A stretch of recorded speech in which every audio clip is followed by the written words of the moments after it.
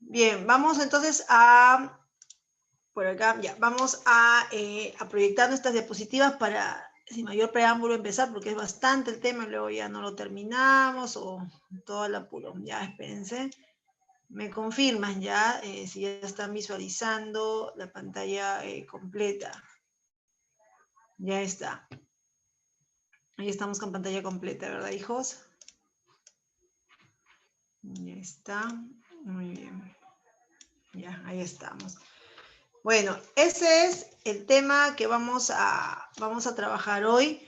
Y justamente el pensamiento moderno, la filosofía moderna, digamos, dentro de todas las temáticas que se suelen abordar referentes a la naturaleza, al hombre, la ciencia, el conocimiento, uno de los puntos muy importantes justamente del siglo XVII tiene que ver con la aparición de dos corrientes filosóficas, ya totalmente opuestas. Me estoy refiriendo al racionalismo y al empirismo, corrientes como el agua y el aceite, ¿ya? Todo racionalista defiende la idea de que el conocimiento se origina en la razón, en la mente, el intelecto.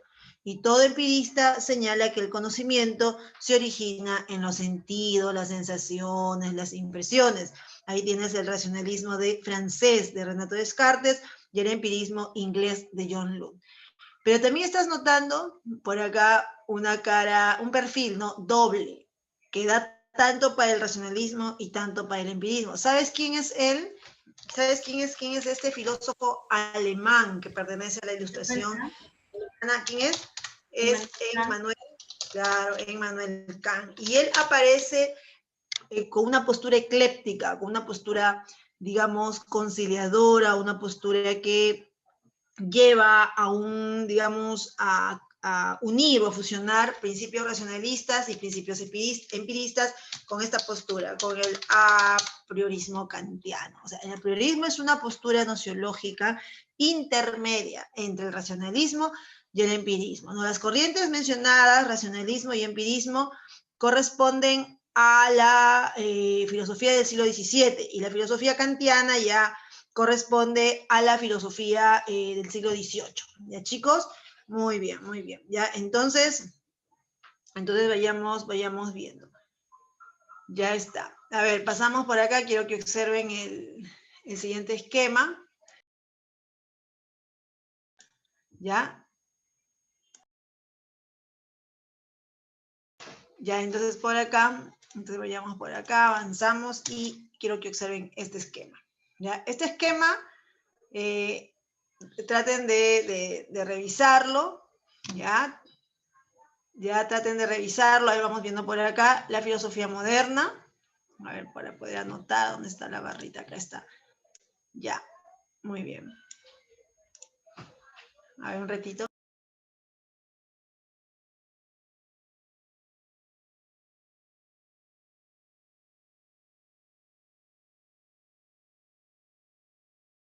¿Ahorita? No sé, no digan, tendrías que llapear. Ya. A ver, espérense, chicos. Cuando llegan, ya, entonces, dentro de digamos, de la filosofía moderna hay que saber primero que esta empieza, ¿no? La filosofía, o sea, arranca desde 1492, ¿no? Que corresponde al descubrimiento de América, ¿no? Vamos a anotarlo por acá, descubrimiento de América, hasta, estamos hablando, 1789, con la llamada la Revolución Francesa.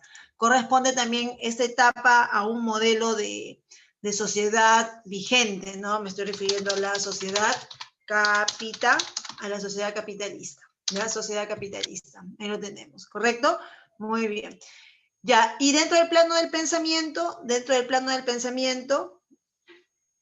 ya está. Entonces, dentro del plano del pensamiento tenemos el inicio acá con el Renacimiento, ¿ya? A ver, vamos a anotar para luego ir explicando acá. El Renacimiento es toda una etapa, vamos a llamarle así, es una etapa de transición se considera, ¿no? La filosofía medieval y en este caso, la filosofía la filosofía moderna. Es toda una etapa de transición. Yo te recuerdo que el Renacimiento se desarrolla siglo XV, está comprendido entre el siglo XV y siglo XVI, ¿ya? Esa cronología hay que manejarla porque cuando nosotros entramos a la contemporánea, resulta que abarcamos todo lo que es el siglo XIX y todo lo que es el siglo XX, siglo XIX, siglo XX, ¿correcto? Entonces, resulta que acá esta cronología, ¿no?, del siglo XV, siglo XVI, que corresponde al Renacimiento, también va a corresponder a la Reforma Protestante, a la nueva teoría del Estado, a la Revolución Científica. Y ya lo que es la aparición del racionalismo y el empirismo corresponde al siglo XVIII. ¿Ya? Y en el siglo XVIII, siglo XVII, justamente lo que llena el siglo XVII es justamente lo que les estaba mencionando, el racionalismo y el empirismo, versus, ¿no?, porque son corrientes totalmente opuestas, ¿ya?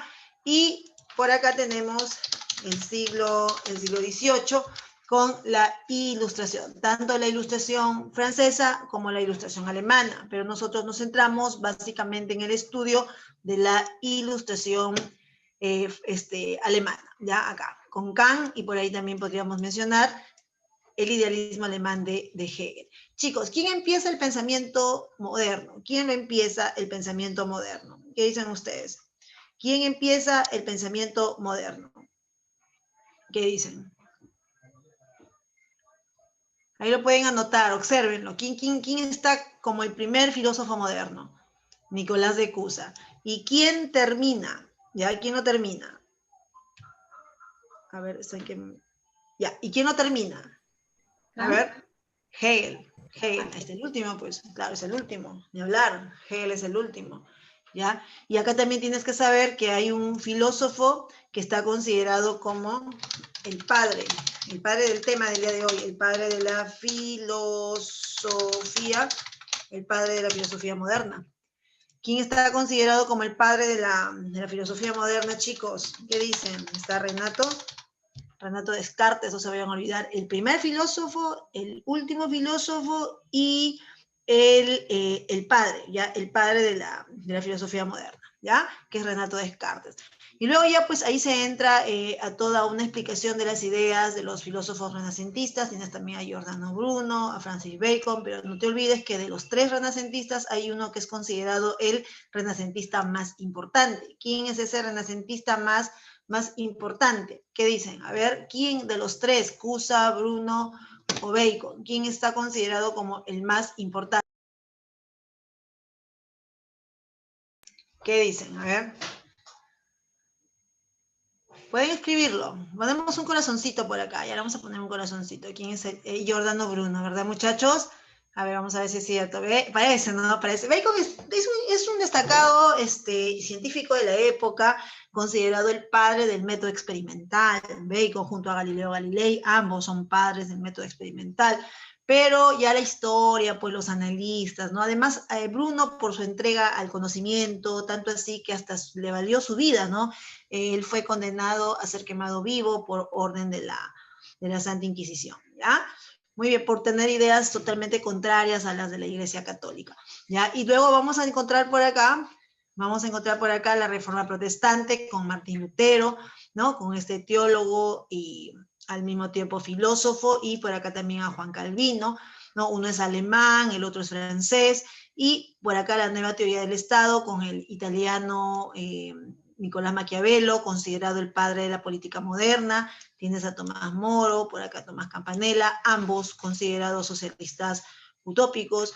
También tenemos por acá la Revolución Científica. Esta parte de la Revolución Científica la mencionamos, pero no la desarrollamos en las diapositivas. Hay algunos datos acá, puesto que, digamos, no, dentro del examen, ¿no? El examen vía CEPUM, pues no, ya no se evalúa, ¿ya? Sin embargo, es un dato que ustedes de todas maneras tienen que manejar, ¿ya?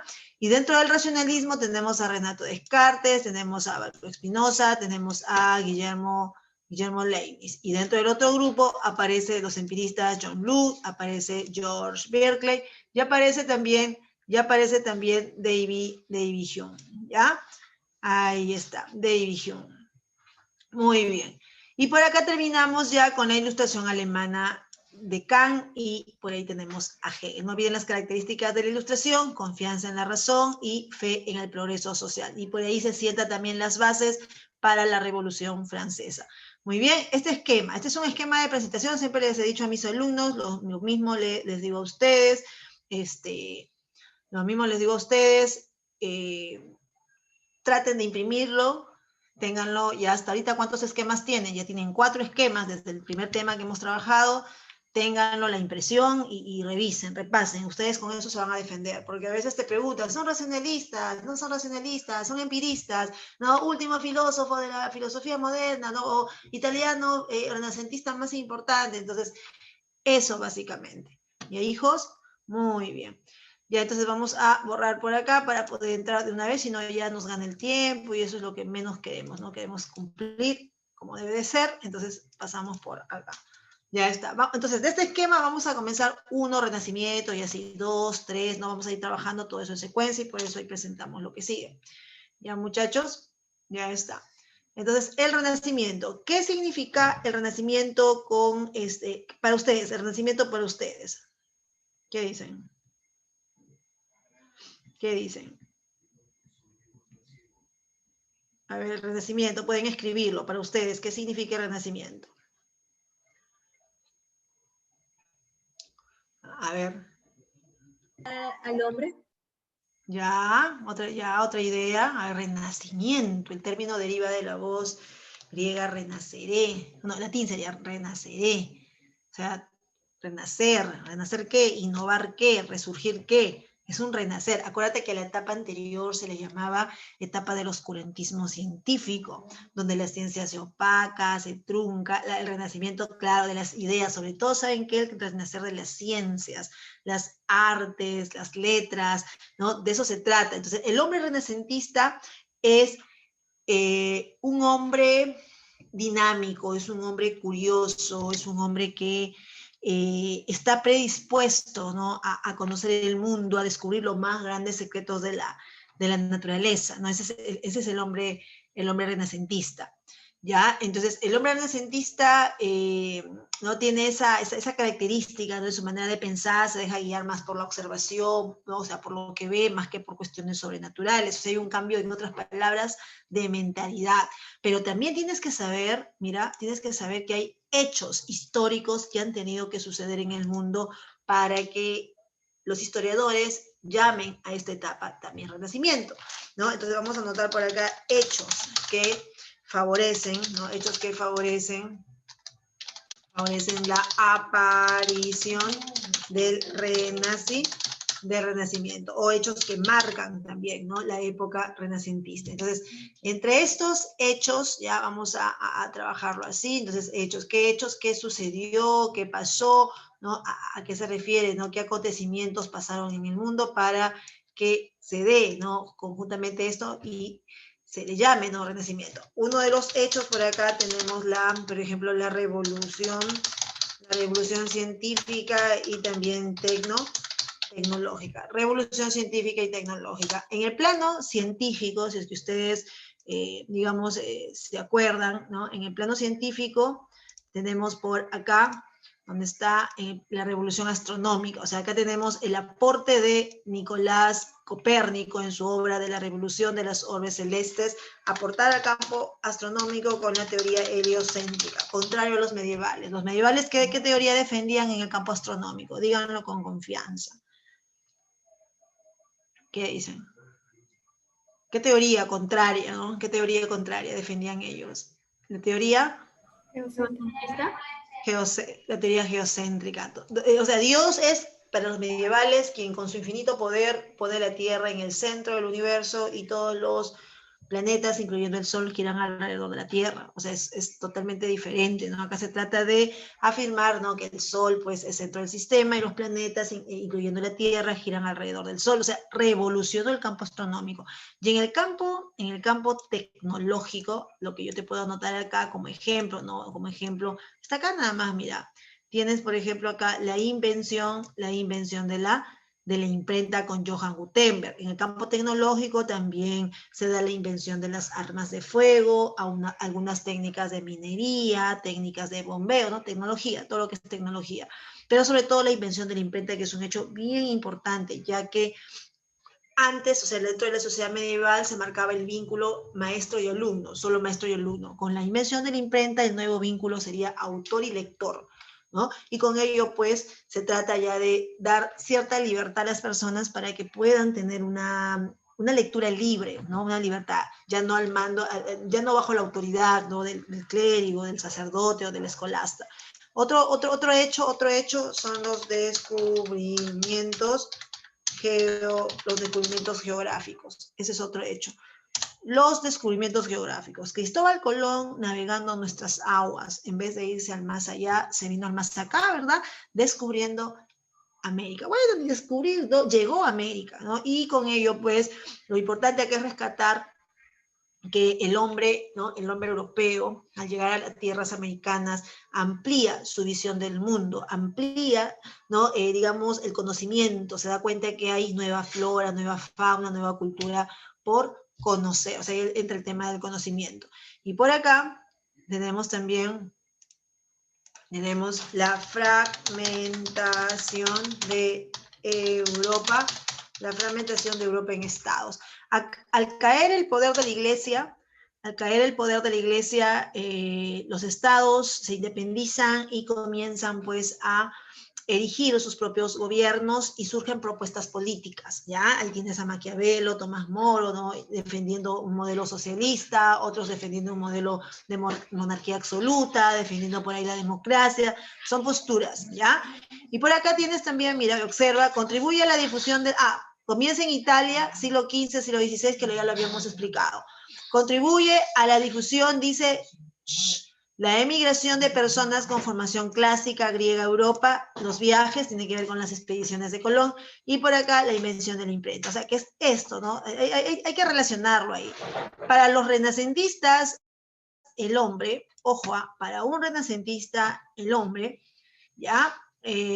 No solamente es alma, a diferencia de un medieval. Para un medieval, el hombre ante todo es un hijo de Dios. El hombre, su alma le pertenece a Dios. Los medievales se centraron en estudiar bastante el alma y tienes, por ejemplo, a San Agustín, ¿no? Y el cuerpo, pues el cuerpo es algo terrenal, es algo pasajero. Acá se trata de entender a un hombre no solo con alma, sino un hombre como carne y hueso. O sea, vamos a anotarlo por acá. Entender al hombre como un ser natural. Ante todo, el hombre es un ser natural o un ser material. También posee alma. Aparte, también se concibe al hombre como un ser libre y un ser autónomo. Ya la libertad, sobre todo la libertad de pensamiento. ¿Qué características tuvo el Renacimiento? La más importante de todas las características que usted me tiene que registrar es el humanismo. O sea, esta característica del humanismo es una característica mediante el cual se sobrevalora al hombre. Acá dice, hay una valoración al hombre. Se pone al hombre como centro de cualquier pensamiento. A esto también se le puede llamar antropocentrismo. Dime, ¿lo mismo sucedía durante la Edad Media? No, en la Edad Media era Dios centro del universo. ¿A eso cómo podemos llamarle? Dios centro del universo.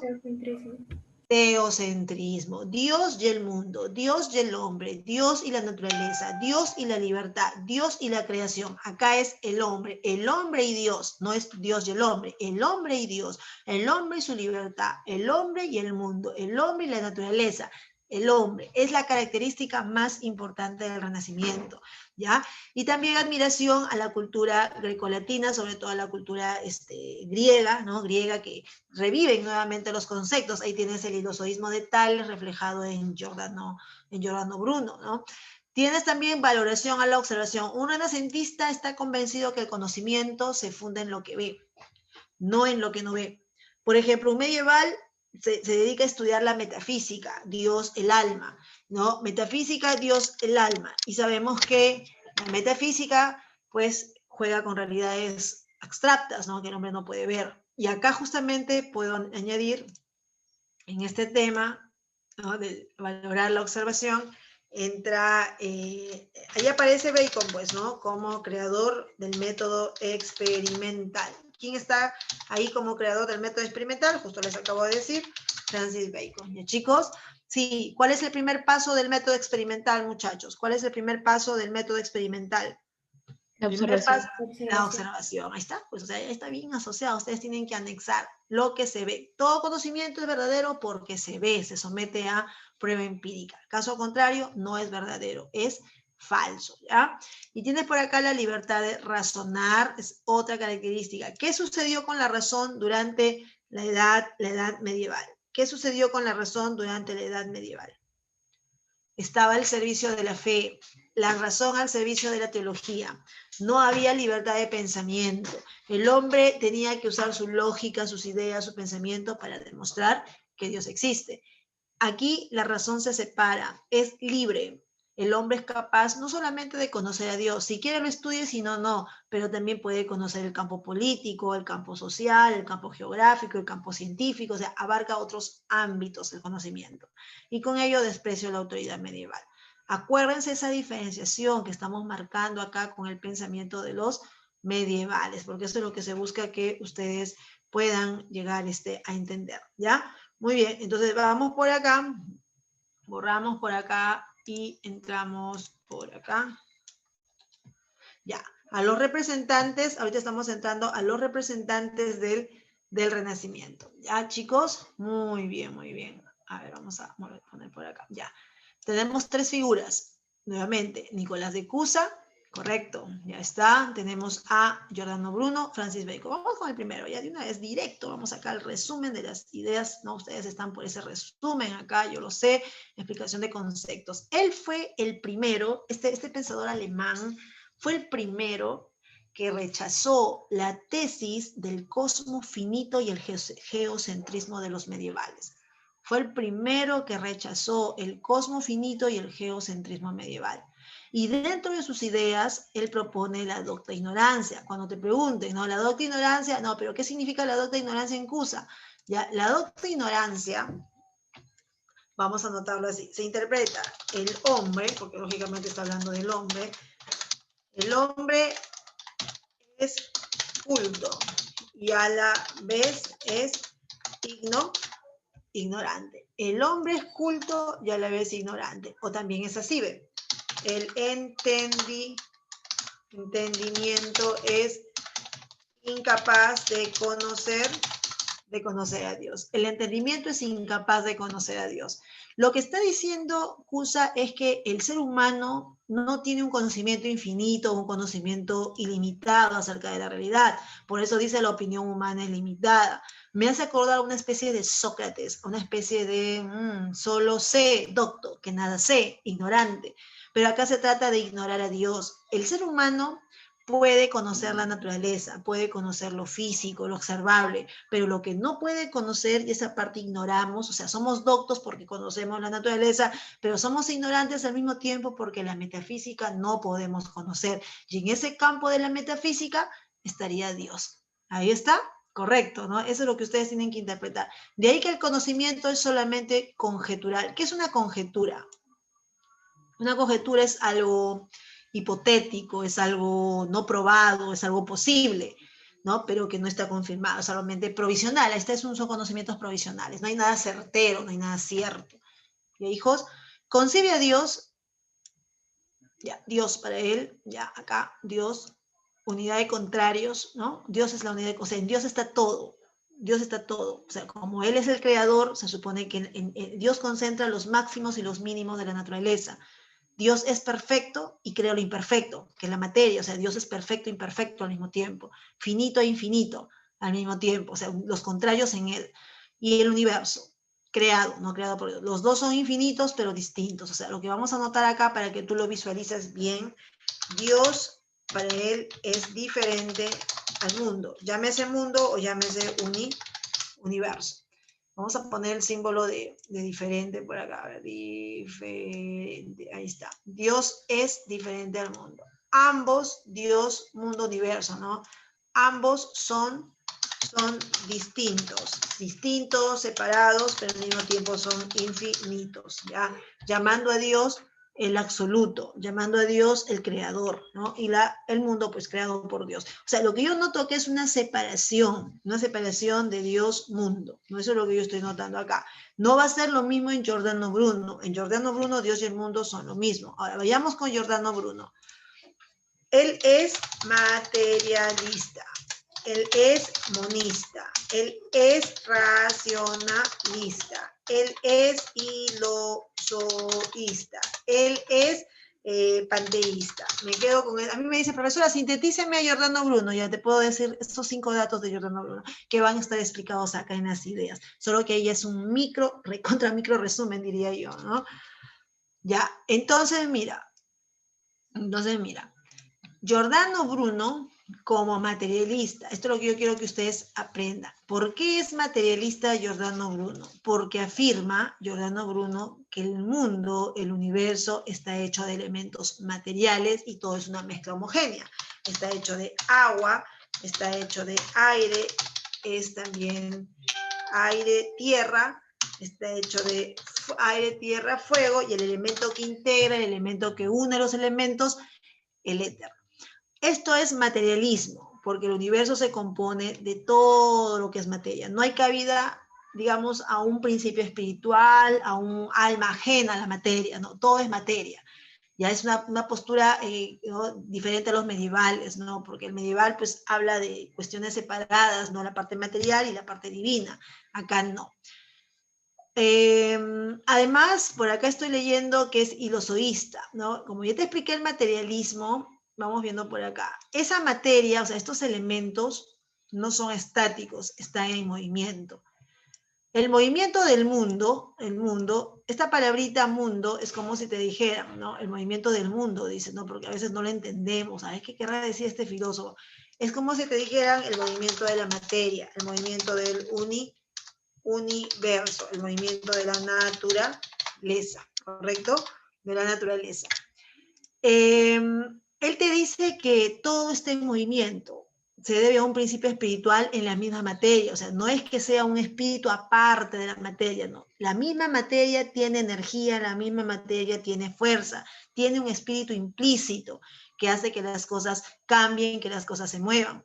A esa postura se le llama ilosoísmo. Acuérdate que ile, materia, soy vida, o sea, la materia tiene vida, o sería también así, la materia tiene principio, ¿cómo sería acá? Principio activo.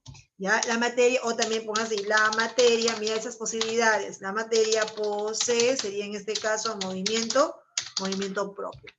Ya no hay Dios que cause el movimiento, no, la misma materia tiene movimiento debido a un alma que está ¿no? contenida en la misma materia. Me dejo entender esa parte. Te hablan de la materia, tienes que entenderla en términos de movimiento. Pregunto, para los cucos, los que ya han llevado de repente esto.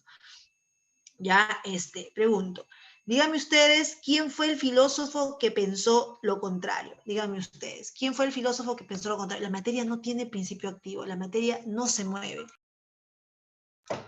Parménides. ¿Qué dicen? A ver, hijos. ¿Quién? Parménides. Moderno, y hija moderno, porque Parménides, claro, ¿no? Sí, sí, te acepto la idea, de repente a mí se me fue la pregunta, no la planteé bien, era moderno, un moderno. Ya, un moderno. A ver, ¿qué dicen? Un moderno. Renato Descartes. Descartes decía lo contrario. No, la materia no tiene movimiento propio, decía Renato Descartes. ¿Correcto? Ya está, muy bien.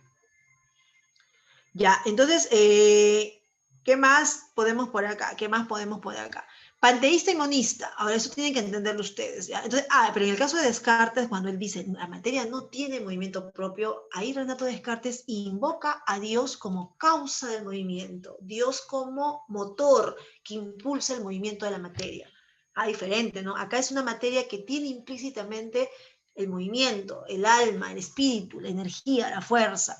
Es diferente, son posturas. Ahora, en el caso acá de este panteísmo, ya, no vayan a olvidar que el término panteísmo, el prefijo pan es todo. Dios. O sea que panteísmo significa Dios es todo. O también sería Dios está en todas partes, una herejía total para la iglesia, ¿no? Es decir, para él, Dios es igual al mundo. Llámese mundo o llámese naturaleza. Mira, mundo, naturaleza. Vamos a subrayar por acá. Dios y el mundo son uno solo. Vamos a escribir por acá. A diferencia de Cusa decía que son separados, son distintos, ¿no? Acá son uno solo. A esa postura se le llama también monismo. O sea, acá estamos con panteísmo y monismo al mismo tiempo. Como Dios y el mundo es uno solo, ¿no? Es lo mismo hablar del mundo y hablar de Dios, monismo. Pero como se identifica a Dios con la naturaleza, se asume el panteísmo. ¿Dónde está Dios de acuerdo a Giordano Bruno? Díganlo ustedes. ¿Dónde está Dios de acuerdo a Giordano Bruno? ¿Qué dicen? Naturaleza. Cosas. En el mundo, en la naturaleza. En el mundo, en las cosas. O sea, para ser más clara, Dios está en las montañas, Dios está en los ríos, Dios está en los lagos. Exacto, muy bien, Rodrigo. Está en todas partes. Está en el sol, en la tierra, en los planetas, Júpiter, Marte, está en el hombre, en todo. Para un medieval, ¿Dios está en todas partes? No. San Agustín decía, ¿tú quieres conocer a Dios? Conócelo dentro de ti, porque Dios está en el alma. O sea, diferente a San Agustín, ¿no? Al punto de vista de los medievales. Por eso es que esto es parte de una herejía, es un Dios materializado. San Agustín decía, ¿quieres conocer a Dios? Desvaloriza el mundo. Dios no está en el mundo, Dios no está en las cosas materiales. Acá te dice que sí. ¿Quieres conocer a Dios? Muy bien, pero es un Dios material. O sea, esta postura es atea, definitivamente. Está negando la existencia de un Dios espiritual, un Dios creador. Todo se reduce a la materia. Ya, chicos, es materialismo puro, ¿no? Y también por acá, con más decisión, que Cusa dice, el universo es infinito. Ya, el universo tiene la característica. El universo es como si te dijera Dios. Dios, universo es lo mismo. Y en el universo hay mundos infinitos, como el nuestro. Están habitados. Miren ustedes, esta postura yo sí la recuerdo en alguien. ¿Quién habló de esto? Hay mundos infinitos poblados como el nuestro en la filosofía griega antigua. Dígalo. ¿Te acuerdas? A ver. Hay un griego, discípulo de Tales, fue el primero que escribe la obra llamada Sobre la naturaleza. Anaximandro. Claro, lo del apellido, muy bien.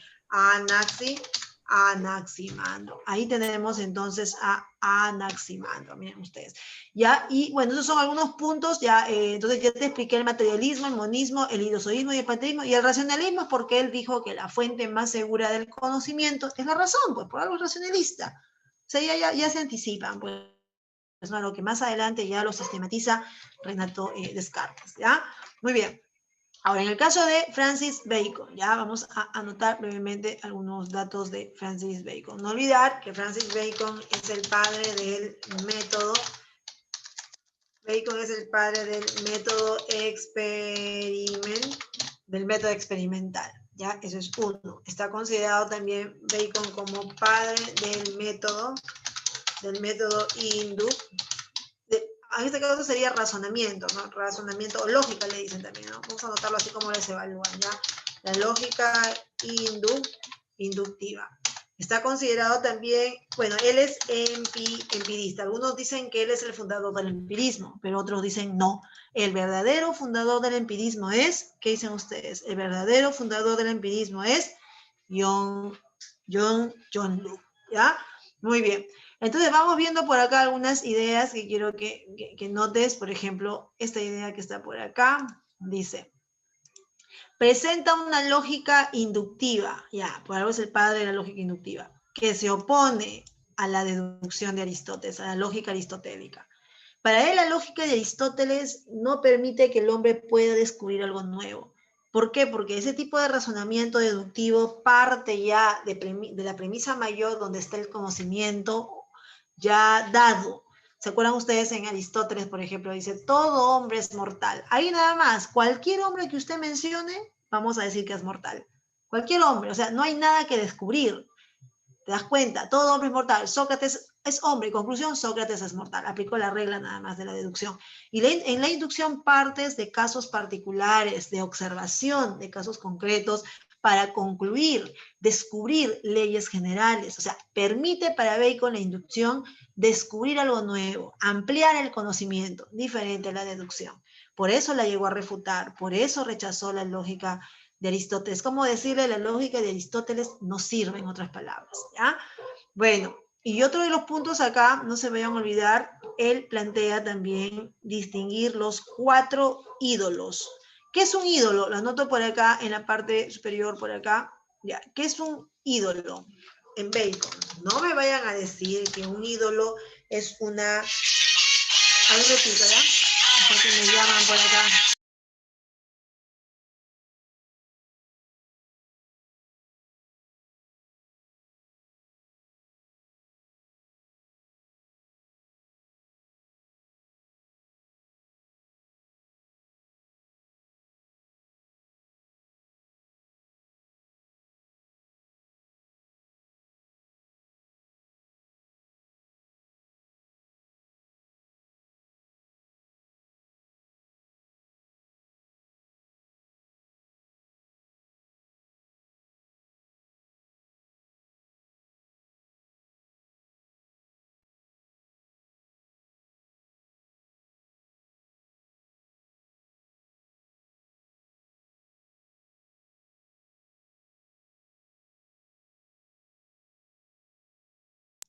Ya, chicos, ya. Una emergencia por ahí. Ya, entonces, ¿les gustó el timbre de mi celular? Se estaban asustando ustedes ya, ¿no? Bueno, pues no dicen que la música, el celular tiene que ir acorde a lo que uno es, ¿no? Bueno, ahí está. Yeah. Bueno, chicos, a ver, ¿qué es un ídolo? Pues yo les estaba preguntando, mínimo ya hubiesen reventado el chat mientras yo estaba hablando. Están ustedes, uy, ahí es, ¿de qué estará hablando la profe? ¿Quién habrá llamado? Qué barbaridad. A ver, ¿qué dicen? ¿Qué es un ídolo, hijos? Extravío del conocimiento, ya, ¿qué más? Muy bien, por ahí habla extravíos, dice, ¿no? En un lenguaje simple, díganlo en forma simple, no se me complica en la vida, díganlo en un lenguaje simple. ¿Qué es un ídolo? Algo a lo que oran. Orar, no tiene que ver con imágenes talladas, si a eso te refieres, Marco. No.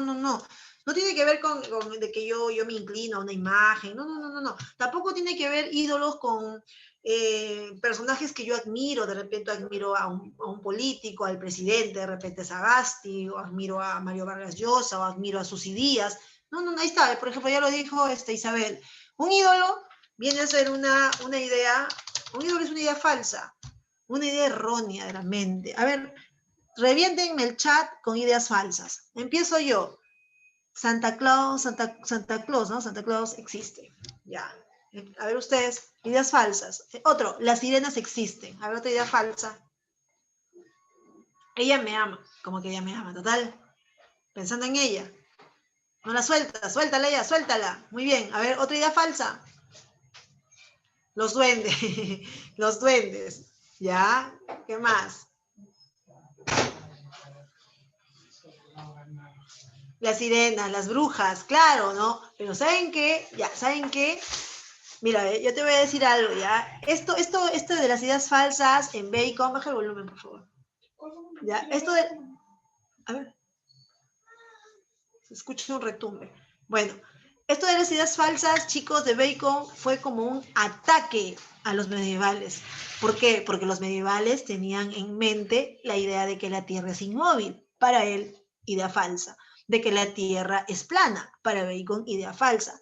De que la Tierra es el centro del universo. Para Bacon, idea falsa. Y si fuera poco, hablaban de la existencia de Dios, de un Dios que no se somete a la observación del hombre. Y él es padre del método experimental, y los conocimientos se fundan en lo que el hombre ve.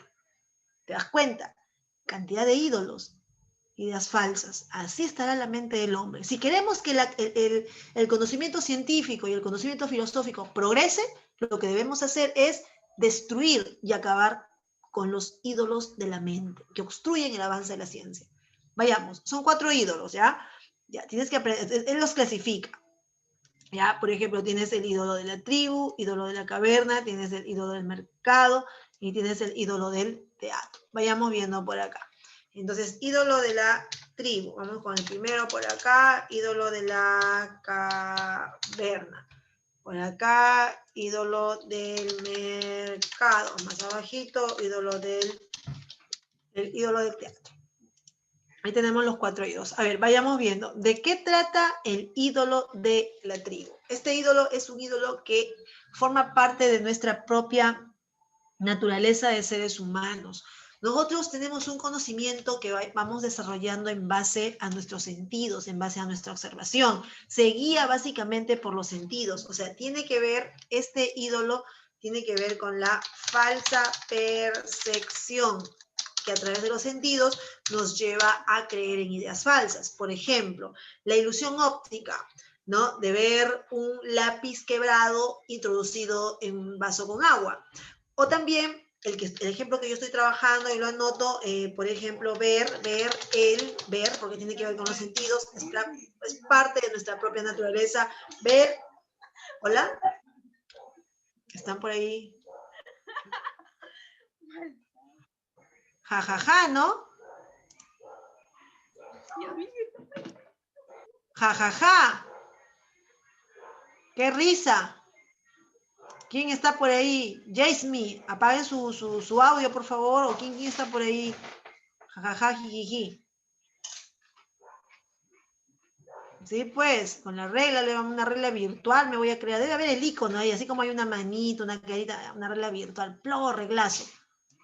Bueno, ya, entonces, o sea que yo acá sacrificándome y por ahí están distraídos en otra cosa. Bueno, ya. Bien, entonces, por ejemplo, ver el sol, ver a través de los sentidos, ver el sol más pequeño que la Tierra. Y pensamos erróneamente, falsamente, que el sol es más pequeño que la Tierra, porque así nos informan los sentidos. Ya si nosotros sabemos que no es así, es porque hemos estudiado. Pero imagínate una persona que no ha estudiado, una persona que no sabe de estos campos de la astronomía. Por ejemplo, un ídolo falso, mira, por ejemplo, también de una vez no escuché que una chica le decía a una niña menor que ella, le decía que los terremotos se dan porque los planetas chocan entre sí. O sea, ella pensaba que los terremotos es porque los planetas chocan entre sí, que en su tierra sí le decían. Y eso pues es falsa percepción, definitivamente, ¿no? Muy bien, la caverna. ¿Ya? La caverna tiene que ver con un ídolo que consiste en juzgar la realidad como creemos. O sea, tiene que ver con nuestras creencias personales. Y eso se da en función a digamos, al contexto en el que estamos, ¿no? Por ejemplo, según cómo a nosotros nos parece, desde nuestra óptica, defender nuestros propios intereses, ¿no? De trabajo, familia, cultura, sociedad, nacionalidad, partido político. Por ejemplo, si yo soy una persona que soy comerciante y yo necesito salir a las calles a vender para poder subsistir, voy a tener la idea, o sea, yo voy a generar la idea en mí de que la COVID, voy a anotar por acá, la COVID no mata, o sea, es mi propia creencia, o sea, yo creo eso, que la COVID no mata, y lo voy a ajustar a mis propios intereses, es como yo juzgo la enfermedad, es como yo juzgo la realidad en este caso, es lo que yo creo. A eso se le llama ídolo de la caverna, que tiene que ver con nuestra propia manera de juzgar o cómo creemos que es la realidad. Como te das cuenta, tanto la tribu y la caverna dependen del hombre.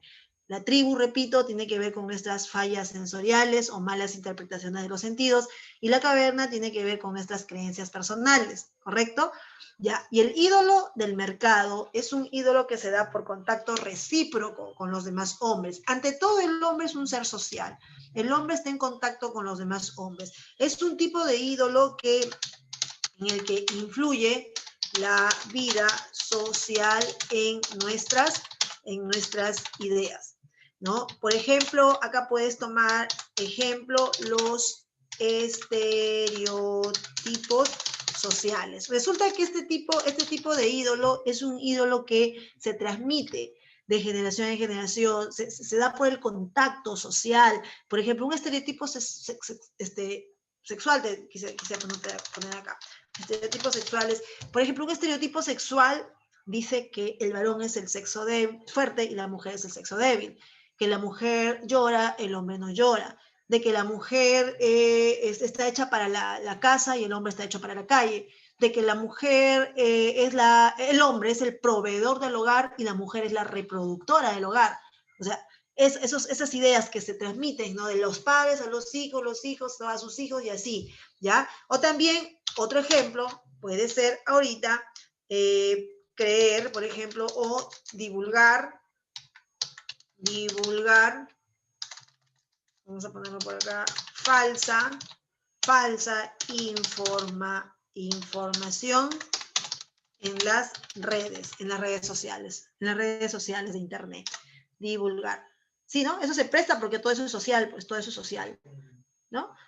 Claro, Bacon no hablaba de ese tipo, ¿no? En términos de que él no imaginaba, pues, ¿no? La realidad virtual, ahora, ¿no? Con internet, las cuentas sociales, ¿no? No, él hablaba de un contacto directo. Mercado, pues, así que ves en un mercado, las personas se reúnen, conversan, dialogan, están en las plazas, que el vecino me dijo, en pocas palabras y en un lenguaje simple es como un chisme, ¿no? Un chisme que se transmite a través del lenguaje, ¿no? La distorsión del lenguaje. Y el teatro, muchachos, tiene que ver con un ídolo propio de la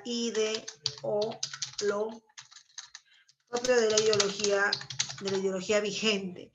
El ser humano se vuelve crédulo de las ideas de otros, te vuelves seguidor de una corriente, una doctrina, de una concepción, de una secta. Por ejemplo, aceptar el cristianismo o los dogmas, como menciona tu libro, porque a las finales la parte religiosa es la parte dogmática, ¿no? El cristianismo. Aceptar de repente también el marxismo, de repente formar parte de una secta, ¿no? El sectarismo, y aceptar como verdad los conocimientos dados, ya sea por esa ideología, esa religión, esa concepción. El teatro, ¿cómo te imaginas un teatro? Un teatro te imaginas a una persona en el escenario o pocas personas, unas cuantas frente a una multitud de oyentes, espectadores. Así sucede el teatro. Esas personas que están en el escenario representan una doctrina y las personas que están de espectadores representan los seguidores, los adeptos. Por ejemplo, puede ser teatro también las ideas falsas, mentirosas de un líder de un partido político, ¿correcto? Ya está, de un partido político, ¿no? Y creemos en él. O por ejemplo en la China había el caso de una mujer que decía ser la esposa de Dios hace años y tenía cantidad de seguidores. Creían en ella. Ese es teatro, por ejemplo. Me dejo entender, ¿no? Los ídolos. Ojalá, pues, no les venga. Bueno, la idea es saber, ¿no? A veces preguntan, ¿es autor de los ídolos, no? A Bacon. Liz, Hola. ¿podrías sintetizarme sobre el pensamiento de Nicolás de Cusa, porfa? Nicolás, ¿qué pasó? ¿No estuviste presente? Sí, se fue en internet. Se fue tu internet, ya. Cusa, docta ignorancia y Dios y el mundo son diferentes. Docta ignorancia, docto porque conocemos la naturaleza, lo físico, por algo el hombre renacentista es un científico. Ignorante porque nadie puede conocer a Dios. La mente humana no puede conocer a Dios. Su tesis más importante es la docta ignorancia de Nicolás de Cusa. ¿Ya? Muy bien, pasamos entonces por acá. Giordano Bruno, condenado en la Santa... Dime. Bacon era ateo y racionalista. Era ateo y empirista.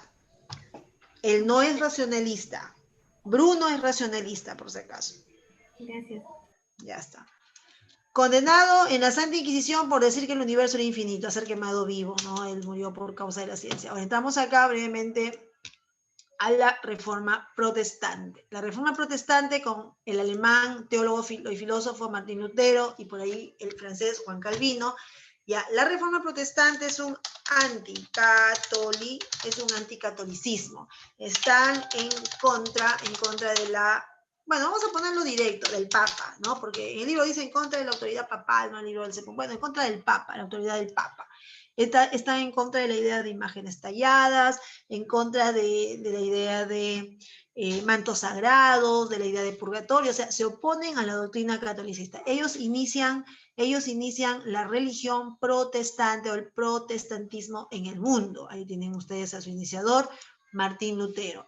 Para Martín Lutero, dentro de las ideas que hay que tener, decía él que la razón humana, la razón del hombre, es una ramera. La razón es una ramera, es la prostituta del diablo.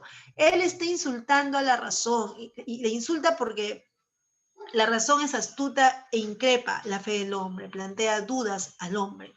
Acuérdate que los medievales como San Agustín y Santo Tomás hablaban de que la razón es colaboradora de la fe. San Agustín decía que la razón se subordina a la fe. Santo Tomás armonizó la razón y la fe. Y si es que llegaran a entrar en contradicción la razón y la fe, Santo Tomás decía que la última palabra la tiene la fe. Ya, pero igual, en cambio, ellos no. Como ellos están atacando el catolicismo, la idea es atacarlo desde sus bases filosóficas. Claro, ¿no? Y ahí pues está San Agustín, Santo Tomás, San Anselmo, van a criticar. ¿Ya? Y tienes por acá sobre el libre albedrío. El libre albedrío es un invento del diablo.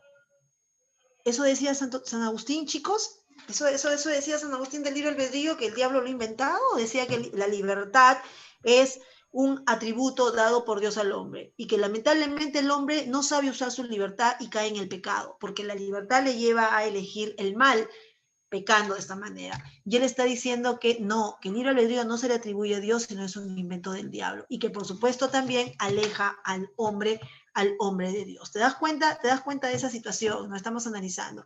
Y en el caso de Juan Calvino nos dice, unos hombres han nacido para el cielo y otros para el infierno. O sea, él te habla bastante del tema de la predestinación, sin mirar sus obras, solamente la fe.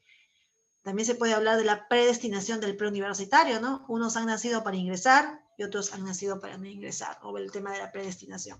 Bueno, no te olvides en Calvino ahí. Pasamos por acá a la nueva teoría del Estado. A la nueva teoría del Estado también se le puede llamar filosofía, se le puede llamar filosofía política. Y acá vamos a encontrar a Nicolás Maquiavelo. Tiene una obra muy conocida que se llama El Príncipe, una obra de carácter político, ¿no? Antropológica, política, y él está considerado como el padre de la política moderna. El único tema de interés de Maquiavelo, su interés principal de Maquiavelo, no fue hablar de Dios, no fue hablar de la ciencia, no fue hablar del arte ni de la mitología. Su tema de interés para él fue el poder político. Crear un método político que permita a todo gobernante mantenerse en el poder. Y si todavía no llega al poder, acceder a él y quedarse en él. Preocupaba la realidad de Italia, ¿no? Los cambios de gobierno a cada momento, así como sucedió en la etapa republicana, inicios de la República en el Perú, y lo mismo pues en Italia. Y él, pues, preocupado por esa realidad, él pues está convencido de que cualquier medio que use un político para poder mantenerse en el poder es bueno, así sean los peores medios, así seas traidor, así seas mentiroso como nuestros congresistas, así seas un asesino, un corrupto, todo vale. La idea es mantenerse en el poder. Con razón, Maquiavelo ha sido llamado por la historia el filósofo más inmoralista de la historia de la filosofía. Inmoralista, al justificar la corrupción, pues. Bueno, parte de la idea de que el hombre, o sea, el hombre es un ser egoísta y es un ser que se deja llevar por el interés material. O sea, el hombre es malo. Nacemos así, es malo por naturaleza. Nuestra naturaleza es ser malos. Somos seres malos, vivimos en sociedad, la sociedad también es mala. Por lo tanto, para poder doblegar a los hombres, o sea, hacerles que obedezcan, se debe usar la fuerza y la violencia. Es la única manera de alcanzar una convivencia en el Estado. Por ejemplo, hoy en día, diría Maquiavelo, entramos nuevamente a un conjunto de restricciones, ¿no? Para poder combatir la enfermedad, la COVID. Y las personas no hacen caso, Maquiavelo diría, usen la fuerza, disparen, amenacen, llévenlos a la cárcel, pónganles multa, entren a la fuerza a la casa que está llevando a cabo bailecitos, comelonas de repente, usar la fuerza para convivir armónicamente. Esa es la idea de Maquiavelo. ¿Te das cuenta? El mejor modelo de gobierno para Maquiavelo es la monarquía absoluta. Esa es su mejor forma de gobierno, donde el monarca concentre todos los poderes. Y también por acá dice, cualquier medio para lograr el poder es bueno, incluso los más amorales. Y acá notas, justificó la corrupción, bajo la idea de que el fin justifica los medios. Ahí lo tienen ustedes. Ahí está, miren. ¿Sí, chicos? Entonces, más o menos, o sea, le enfoca más que nada, se enfoca en el campo político, ¿ya? En el campo político. Muy bien. Vamos por acá a borrar y entramos a otros políticos por acá. A ver, por acá tenemos...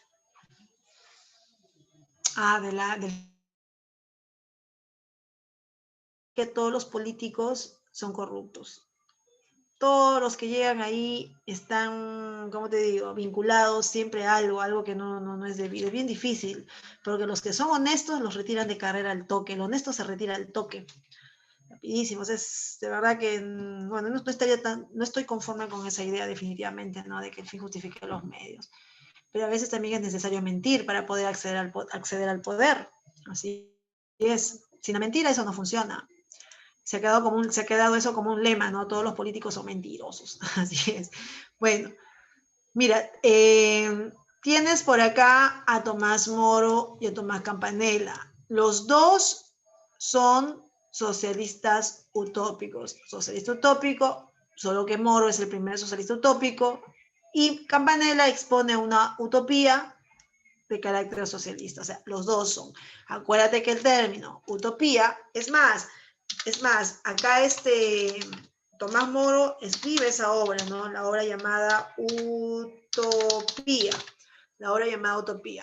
Tomás Moro, ¿no? La obra, y no te olvides que el término utopía deriva de la voz griega ou, que significa no, y topos, que significa lugar. O sea, no lugar que no existe, lugar soñado, lugar imaginario. Un socialista utópico sueña con futuras sociedades armónicas, perfectas, donde no exista la explotación del hombre por el hombre, donde no exista la propiedad privada, donde no exista la injusta distribución de la riqueza. O sea, es algo utópico, soñado, ¿no?, en estos tiempos más aún. Y por acá dice que la propiedad privada es la causa de todos los males sociales. Primero, vayamos definiendo males sociales. Son males de una sociedad, por ejemplo, la pobreza, por ejemplo, la desnutrición, por ejemplo, tenemos la delincuencia. Los males sociales. Y esto se debe a la propiedad privada. La propiedad privada es todo el conjunto de medios e instrumentos de producción. Las fábricas, por ejemplo, la materia prima que tiene como propietario a un capitalista. Ese capitalista explota al obrero, no le paga lo justo por su trabajo. El obrero no logra satisfacer sus necesidades básicas y cae dentro de la pobreza, ¿no? Estos indicadores totalmente negativos para la sociedad. La propiedad privada es la causa de los males sociales. Soñó también con el paso a un nuevo régimen socialista, pero por vía pacífica. Acuérdate que también existe el socialismo científico. Y el socialismo científico tiene como defensor a Carlos Marx. Y Marx, dentro de los elementos de su pensamiento, Marx no habla de vías pacíficas. Marx habla de la revolución. Queremos cambiar un país que sea a través de la revolución. Los utópicos no, ellos hablan de un cambio de régimen en condiciones normales. O sea, esto se va a tener que dar en cualquier momento. No hace falta que el hombre pues tenga una intervención, no, mucho menos violenta o revolucionaria. ¿Ah? Y Campanella, esto también es bien importante, él también defiende la idea de una monarquía absoluta, pero donde el poder lo tenga la iglesia, a ese modelo se le llama teocracia, o sea, un gobierno de tipo teocrático, donde la autoridad del Papa esté por encima, políticamente hablando. O sea, esto es una química o una mezcla de, lo voy a anotar por acá, de política. Esta es una mezcla de política más religión. ¿Correcto? Ahí lo tenemos, ¿te das cuenta? ¿Ya? Muy bien, entonces vayamos viendo por acá qué más hay por acá. Entramos ya al racionalismo. Ahí entramos al racionalismo con el fundador. ¿Quién es el fundador del racionalismo, muchachos? Renato Descartes. Pero vayamos primero con la postura. Quiero decirte algo acá, algo acerca del racionalismo. El racionalismo es una corriente filosófica que surge en Francia por primera vez, ¿no? O sea, ahí con Renato Descartes, y plantea que el origen del conocimiento, o sea, ellos tratan de desarrollar el problema del origen del conocimiento. El origen del conocimiento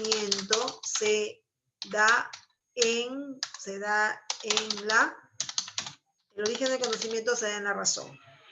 Ya. Bueno, como dice racionalismo, razón, la ratio, acuérdate que este componente, razón, pueden evaluarte también así. Llámese razón, llámese mente, llámese intelecto, llámese entendimiento, llámese conciencia o llámese pensar. Cualquiera de estos términos te pueden evaluar. Por ejemplo, te dicen, corriente filosófica que antepuso el pensar a los sentidos, antepuso el intelecto a la sensación, la mente a la experiencia. Ya sabemos a qué se está refiriendo. Ya, ahora vamos por acá con nuestro fundador y al mismo tiempo padre de la filosofía moderna y padre del racionalismo y padre de la geometría analítica, Renato Descartes. Vayamos viendo, ¿no? Él es el padre de la filosofía moderna, ¿ah? Fundador del racionalismo, tengo que repetirlo eso porque es bien importante. Vayamos viendo su pensamiento, parte de la duda. Él tiene un método. ¿Cómo se llamó el método de Renato Descartes? Justamente se llama la duda metódica, o sea, su método, ¿no? Está, la duda es el método, o sea, duda metódica, por eso dice la duda es el método. La duda metódica, entonces vamos a ponerlo por acá. La duda metódica. Y la duda metódica, esta duda metódica es la que consta de cuatro pasos. O sea, la duda metódica de Renato Descartes consta de 4 pasos. El primer paso es la evidencia.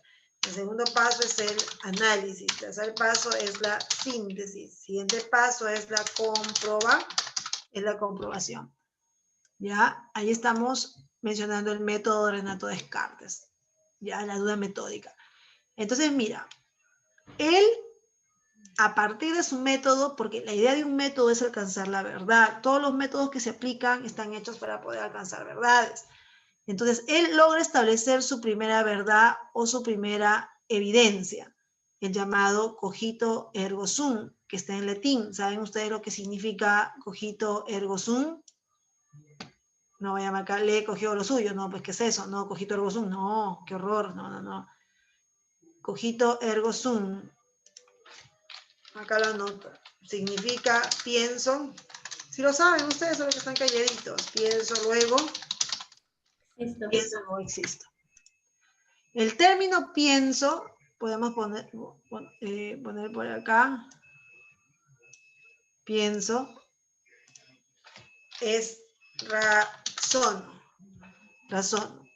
¿ya? Razono, luego existo. De repente no nos estamos entendiendo, pero yo quiero explicártelo así.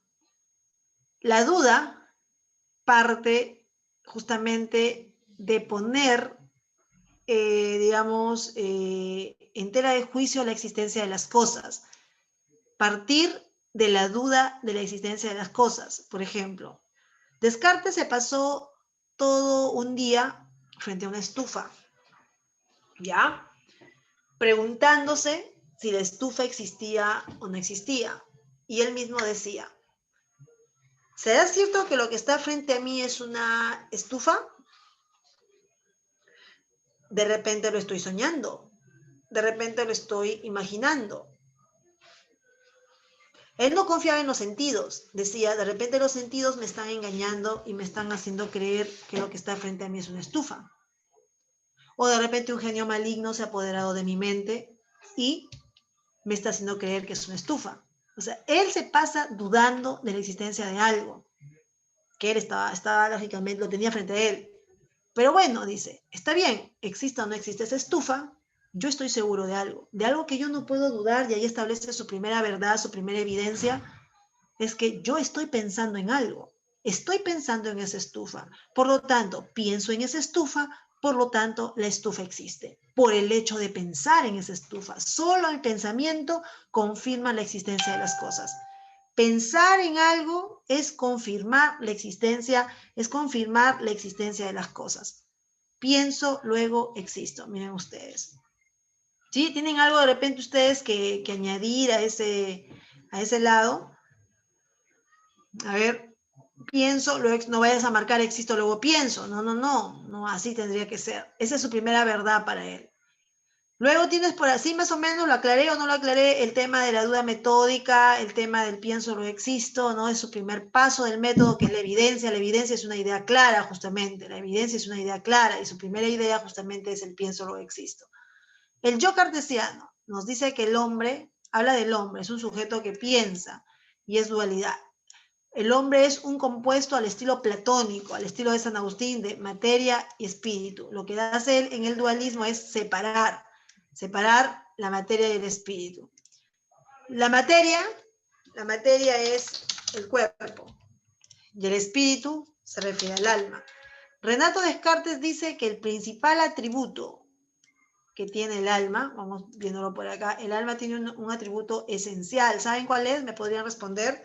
El principal atributo del alma es el pensamiento. Y el pensamiento solo se le puede atribuir al hombre. Los animales no tienen alma, porque los animales no razonan, no tienen pensamiento. Solamente se le puede atribuir al hombre. ¿Correcto? Sí, está bien, ¿no? Esa es la dualidad, ¿no? La separación de cuerpo y alma, ¿ya? Luego tenemos por acá el criterio de verdad. Seguimos con el tema de la verdad. La verdad, las ideas son verdaderas si son claras y distintivas. Esta es la condición para que una idea sea verdadera, tener claridad y distinción. Las ideas claras son ideas que no se contradicen, son ideas que aparecen en tu mente y las asumes como verdaderas. Por ejemplo, estoy vivo, es una verdad para mí. Para él su verdad es el pienso, lo existo. Para mí estoy vivo, estoy frente a una computadora. Yo no puedo entrar en duda de lo que les estoy diciendo porque estoy frente a una computadora. O también me reconozco como un ser pensante, la claridad y la distinción. Por lógica, si todo pensamiento verdadero tiene claridad y distinción, ¿cuándo el conocimiento sería falso? ¿Qué dicen? Por lógica. Usen el pensamiento contrario, por lógica. ¿Qué dicen? Cuando no sea claro.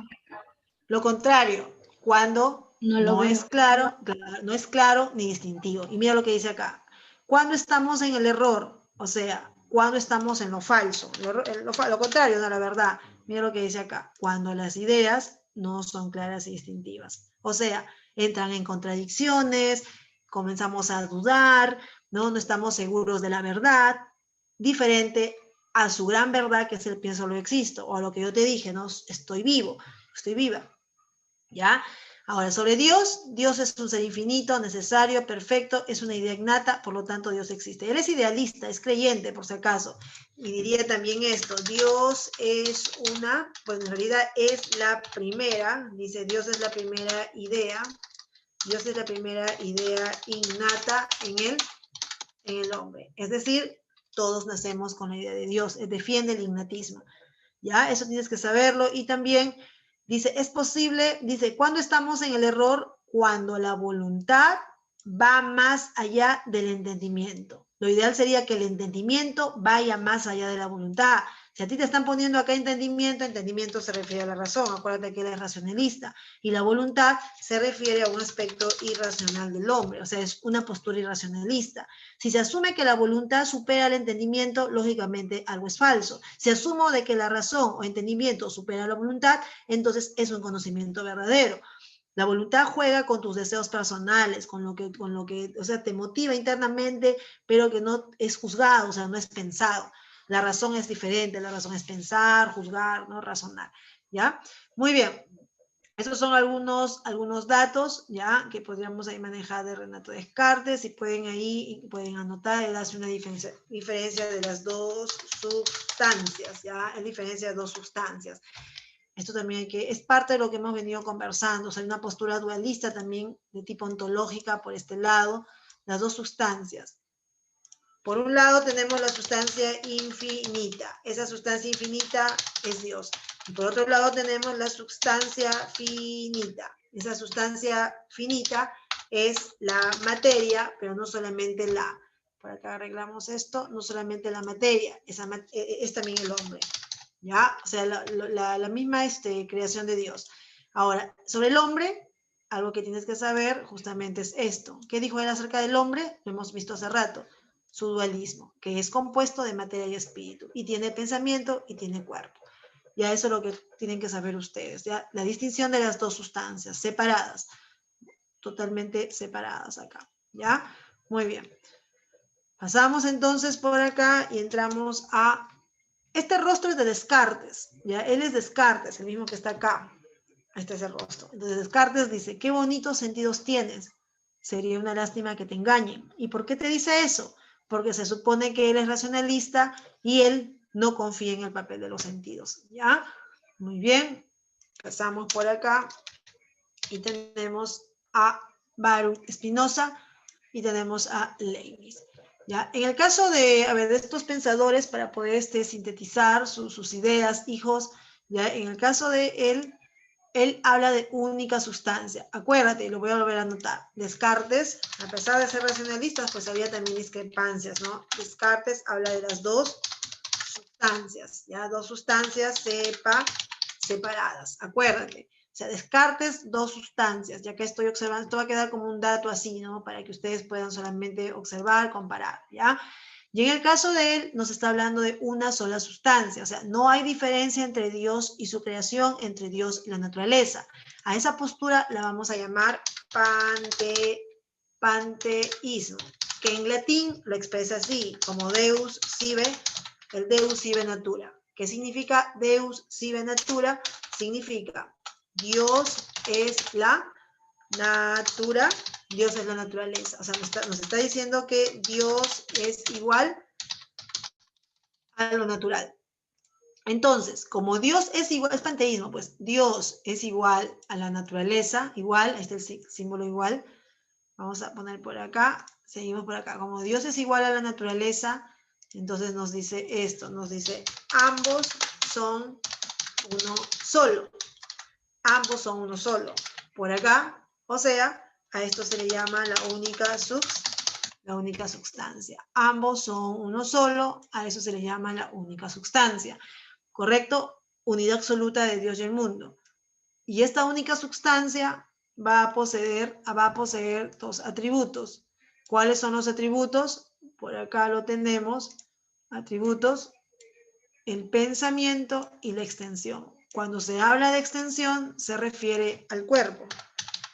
Y cuando se habla de pensamiento, bueno, ya se entiende la parte abstracta. Es decir, si todo es Dios, mira la realidad, mira la naturaleza. Si todo es Dios, la montaña es Dios, todo es Dios, pero esa montaña no tiene pensamiento. O sea, ¿qué tiene la montaña? Extensión, cuerpo. Pero si yo miro al hombre, el hombre tiene ambos. El hombre es tanto cuerpo como pensamiento y es parte de esa sustancia. Me dejo entender. Tú tienes que aprender lo más básico. Tú puedes encontrar más elementos de Baruch Spinoza, pero esto es lo más esencial de Baruch Spinoza, ¿ya? Y también defiende la idea de un gobierno democrático. Y si gustas, agregas también su ética racionalista. Solo la razón puede mover las acciones buenas y malas del hombre, ¿ya? Muy bien. Y en el caso de Leibniz, ya en el caso de Guillermo Leibniz, chicos, él es junto a Isaac Newton, uno de los creadores del cálculo infinitesimal. No olvidar que Leibniz es el fundador de la lógica matemática moderna. Leibniz, por acá, pensador racionalista, muy conocido por las llamadas mónadas.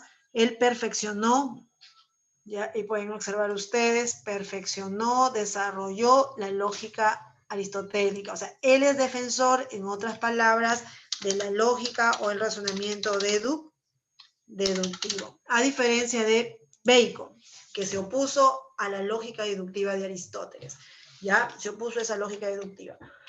Propone, bueno, parte de sus ideas, dos tipos de verdades, las verdades metafísicas y las verdades de hecho. A ver, un ejemplo de verdad metafísica. Ejemplo. Una verdad metafísica, la existencia de Dios, porque Dios es un ser metafísico. Una verdad de hecho, por ejemplo, ponemos la existencia, vamos a poner por acá, existencia del universo. El universo es algo físico, algo concreto, ¿ya? Dos tipos de verdades, ¿ya? Metafísicas y de hecho. Además dice que el universo y todo lo que existe, ya todo lo que existe está hecho de unas sustancias infinitas, como fuerzas espirituales inicialmente que luego se materializan, a las que él llama, ¿cómo las llama? El mundo inicialmente las llama mónadas. El que ha estudiado las mónadas sabe que las mónadas son múltiples, son simples, en su estructura, son infinitas y son inextensas. Inextensas, contrario a extensión. Extensión es cuerpo. Inextenso significa de que no tienen peso, no tienen talla, medida, características físicas, ¿ya? Hasta que Dios, como mónada suprema, con toda su inteligencia, Dios interviene en las mónadas. Y lo que hace Dios es darle armonía a las mónadas, las agrupa en cielos y tierra, ahí está. Por eso es que acá bien claro dice, y esta pregunta viene incluso en la San Marcos, ¿no? El orden del universo, que inicialmente es un caos de mónadas, se da por la armonía dada, impuesta o preestablecida por Dios. Mira, ahí está. Sí, más o menos el tema de las mónadas, el Leibniz, el panteísmo de Álvaro Espinosa. ¿Sí, chicos? Muy bien. Pasamos entonces por acá y seguimos en este estudio. Dice, cuando Descartes te hace poner todo en duda y ya no confías ni en tu sombra, ni en ella siquiera, ¿no? Ahí está, la duda. Tú puedes dudar de todo, menos que estás pensando. Puedes dudar de la existencia de ella, pero al menos reconoces que piensas. Descartes viendo cómo existes, pero no piensas. Qué triste no existir y no pensar. La idea es pensar para confirmar que existimos, ¿no? Bueno, listo. Pasamos por acá, ya, entramos al empirismo. ¿Qué saben acerca del empirismo, hijos? A ver, una idea que tengan ustedes acerca del empirismo. ¿Cuál? Confía en los sentidos para conocer. En la experiencia. Ya, muy bien, muy bien. Vamos a poner por acá. Ya, entonces por acá vamos a poner para él el conocimiento se origina en los sentidos.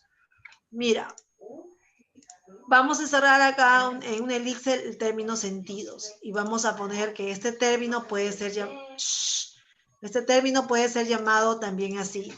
Se le llama sensaciones, se le puede llamar impresiones, se le puede llamar sentidos, ya está. Entonces se le llama se le puede llamar experiencia, se le puede percepción, ¿ya? Cualquiera de estos términos se usa para hacer referencia a los sentidos, que es diferente al entendimiento, la mente, el intelecto, ¿no? Que hemos visto hace rato en el racionalismo. Ya, chicos, esta es la base del conocimiento, aprender por la observación. Ahora, en el caso de John Locke, no vayan a olvidar que John Locke está considerado como el fundador de la democracia moderna. Por supuesto que también es fundador del empirismo, ¿no? Estamos hablando de John Locke, y también fundador de la pedagogía moderna. Ya aporta ese campo de la pedagogía. Ahora, hay una diapositiva acá dedicada exclusivamente a él, porque sabemos que es muy importante saber de las ideas de John Locke, ¿ya? Muy bien, entonces vayamos por acá. A ver, rechaza el ignatismo, dice acá, rechaza el ignatismo de Renato Descartes. ¿Qué dice el ignatismo? El hombre nace con ideas. siendo la primera idea con la cual nacemos la idea de Dios. O sea, rechaza el dignalismo. ¿Ya? Primer dato. Y también postula, al contrario, ¿no? Que el conocimiento se va a derivar de la experiencia. Llámese experiencia, llámese sentidos. Desarrolló la tabla rasa de que el hombre tiene mente en blanco. O sea, tabla rasa, voy a ponerlo así de esta manera, ¿ya? Tabla rasa, a ver, así vamos a poner. Innatismo, nacemos con ideas. Vas a poner, ¿para quién? Para Renato Descartes. Entonces él dice que no, el hombre no nace con ideas. La mente del hombre es como una tabla rasa, es como una pizarra en blanco. Es como la mente de un recién nacido. Nacemos sin ideas. Entonces, nacemos sin ideas. Esto pertenece a John Locke, es un postulado empirista. Son posturas totalmente contrarias, ¿ya? Nacer con ideas, nacer sin ideas. Él defiende la idea de la tabla rasa. Entonces, el niño, ¿cómo va adquiriendo ideas? Va adquiriendo ideas a medida que va creciendo. El niño va contactando sus sentidos con las cosas, va descubriendo colores, formas, tamaños, texturas, ¿no? Eso sería el punto ahí.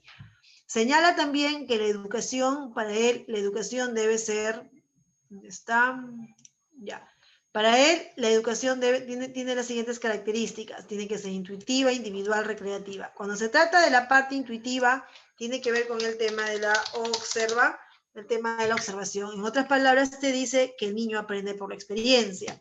El niño aprende observando, y la educación tiene que ser así, ¿no? Que el niño, por ejemplo, contacte con el objeto de estudio. Si se le va a hablar sobre las partes de la planta, que el niño tenga acceso a una semilla, ¿no? Y que día a día, pues, él pueda observar el proceso de germinación, o que el colegio cuente con un biohuerto, ¿no? Y se les va a enseñar cursos de química, pues, llevarlos al laboratorio, ¿no? De repente, las características de alguna célula, ¿no? En el microscopio, entonces el niño tiene que observar, ya es personal y se aprende a través del juego. Distingue también tipos de ideas. Él te va a distinguir las ideas simples y las ideas complejas. Las ideas simples, que pueden ser ideas objetivas, basadas ya del contacto del sentido con las cosas directamente, o subjetivas, cuando ya se internaliza, ¿no? Pasa ya a la mente, ¿no? Esas sensaciones, esas ideas. Por ejemplo, yo puedo tener una idea simple cuando entro en contacto con algo picante, ¿no? Con algo picante. Idea simple, ¿no? La sensación entra a través del sentido del gusto. Pero la idea compleja ya me lleva a asociar datos, ¿no? Por ejemplo, afirmar que el guiso, el preparado, el ajiaco está picante. O sea, ya comienzo a relacionar otras cosas, ¿no? En la mente. Todo se da con una relación de ideas. La moral, lo bueno y lo malo, es empírica. O sea, nuevamente la experiencia. O sea, él te está enfocando la educación desde el punto de vista empírico, el conocimiento desde el punto de vista empírico, y la moral desde el punto de vista empírico. El niño que es bueno o malo aprende por experiencia lo que es bueno y malo. Por ejemplo, si un niño aprende que observa que en la casa los hermanos se faltan el respeto entre ellos, o el papá golpea a la mamá, el niño aprende que golpear a una mujer es algo bueno y posiblemente lo lleve a la práctica o respalde la conducta de ese tipo de conducta de otras personas, porque el niño aprende por la observación. Acuérdate, es la experiencia, pues la experiencia misma, ¿ya? Y también por acá, John Locke legitimiza la rebelión del pueblo, está a favor, ¿no? De que un pueblo se subleve, ¿no? Siempre y cuando, pues, el mandato de un presidente o de un monarca o de un rey no cumpla, ¿no? Los requerimientos del pueblo. O sea, eso tiene justificación. Y también habla de una monarquía constitucional, ¿ya? A diferencia de las monarquías absolutas. Bueno, ahí tenemos algunos datos, pasamos por acá. ¿Qué te dice esa imagen? ¿Qué te dice esa imagen? Esa imagen nos dice que todo empirista descarta Descartes. O sea, está en contra del racionalismo. O sea, en otras palabras, el racionalismo es una teoría que no sirve. Así que eres empirista, pruébalo de manera empírica. Dice, qué interesante su filosofía. Vayamos con los dos últimos empiristas, ¿ya? Con los empiristas por acá, hijos. Con estos empiristas. Berkeley es conocido por su inmaterialismo ontológico. O sea, él parte de la negación de la existencia de la materia. No, la materia no existe. Profesor, pero ¿cómo no existe si yo estoy viendo mi celular, estoy viendo mi mesa, estoy viendo mi televisor, mi ventana, mi pizarra? ¿Cómo que la materia no existe?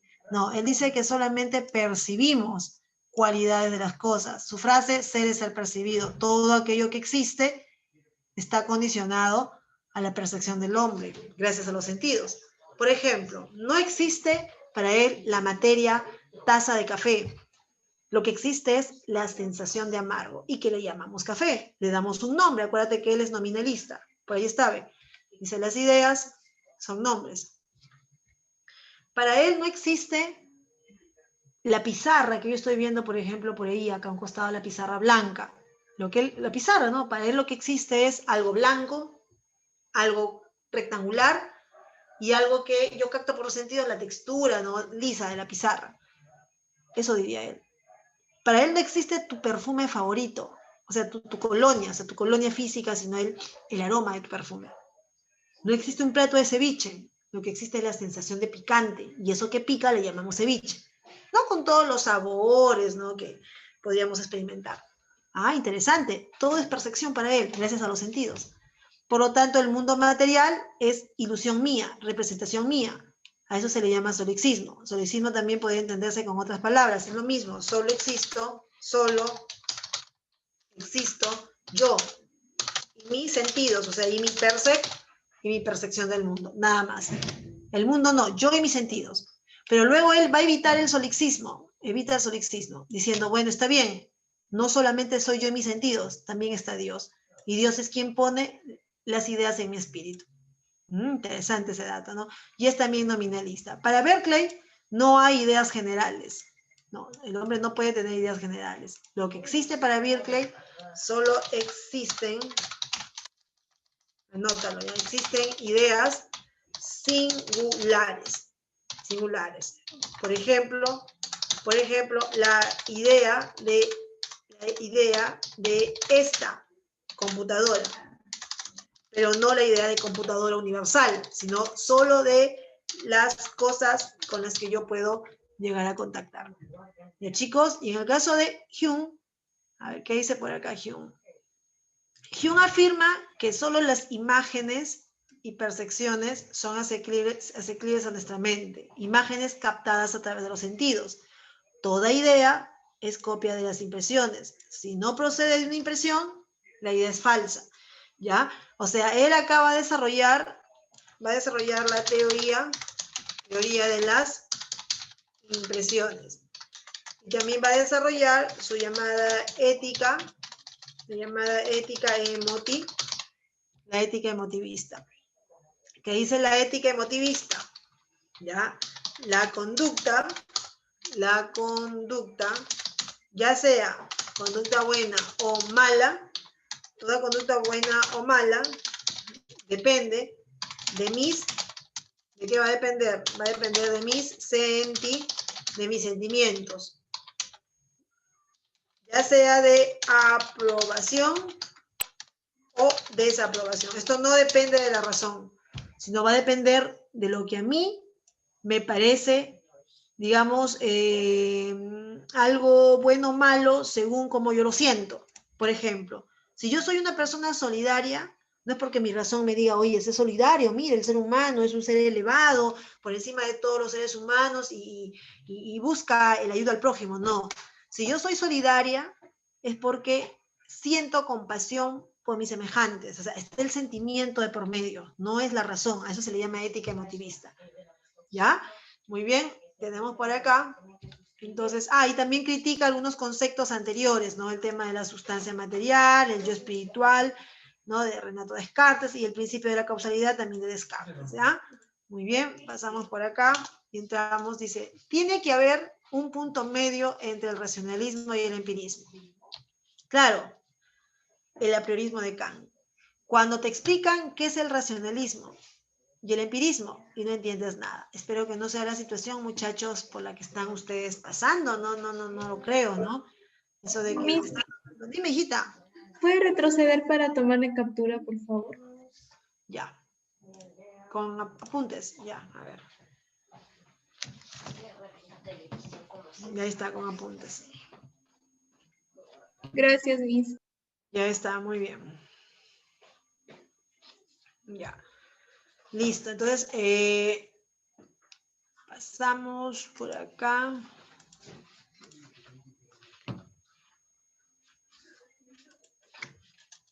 Ya, entonces pasamos también ahí. Ya, entonces vamos a entrar al tema de la ilustración, siglo XVIII, una época de luces, una época de, digamos, en el que se sobrevalora también la razón humana, una razón crítica, básicamente, es el siglo de la razón, siglo de luces, que va incluso a condicionar el cambio de una mentalidad a favor del cambio social, por ejemplo, constituye las bases de la Revolución Francesa, más adelante. Hay confianza ilimitada en la razón, no te dice en la religión, en Dios, en el alma, no, la mente del hombre, o sea, se cree bastante en el hombre y en el progreso de una sociedad. No en el estancamiento como trajo la sociedad medieval, ¿no? El pensamiento ilustrado es un pensamiento bastante revolucionario, de carácter científico, materialista, ¿ya? Y dentro de la ilustración alemana destacamos a Christian Wolff, a Godofredo Lessing y estudiamos principalmente las ideas de Immanuel Kant, que por acá está desarrolladito, mira. ¿Ya? La filosofía de Kant vamos a dividirla en 3 puntos cruciales. Una parte vinculada a las ideas, otra vinculada al conocimiento de los fenómenos y otra la parte ética. O sea, esos son los 3 ejes del pensamiento de Kant. ¿Ya? Entonces, mira, los juicios. Él te distingue tres tipos de juicios. ¿Qué es un juicio? Un juicio es una idea. En filosofía, idea. En lógica, se le llama proposición. Y en gramática se le llama oración. Todos tienen sujeto y predicado. Son juicios. Ahora, él te dice que existen juicios. Hay juicios analíticos basados en la razón, racionales, y hay juicios sintéticos basados en la experiencia o en los sentidos. A los juicios analíticos también se les llama a priori. Y a los juicios sintéticos se les llama a posteriori. Juicios sintéticos, juicios analíticos. Los mejores juicios para él son los que fusionan tanto la parte experiencia como la parte razón. O sea, los juicios sintéticos, que está por acá, sintético a priori. ¿Me dejo entender? Por ejemplo, vayamos dando un ejemplo de un analítico, ejemplo de un sintético, ¿ya? Un analítico, por ejemplo, un juicio analítico, cuando decimos 2 más 2 es igual a 4. O cuando decimos todo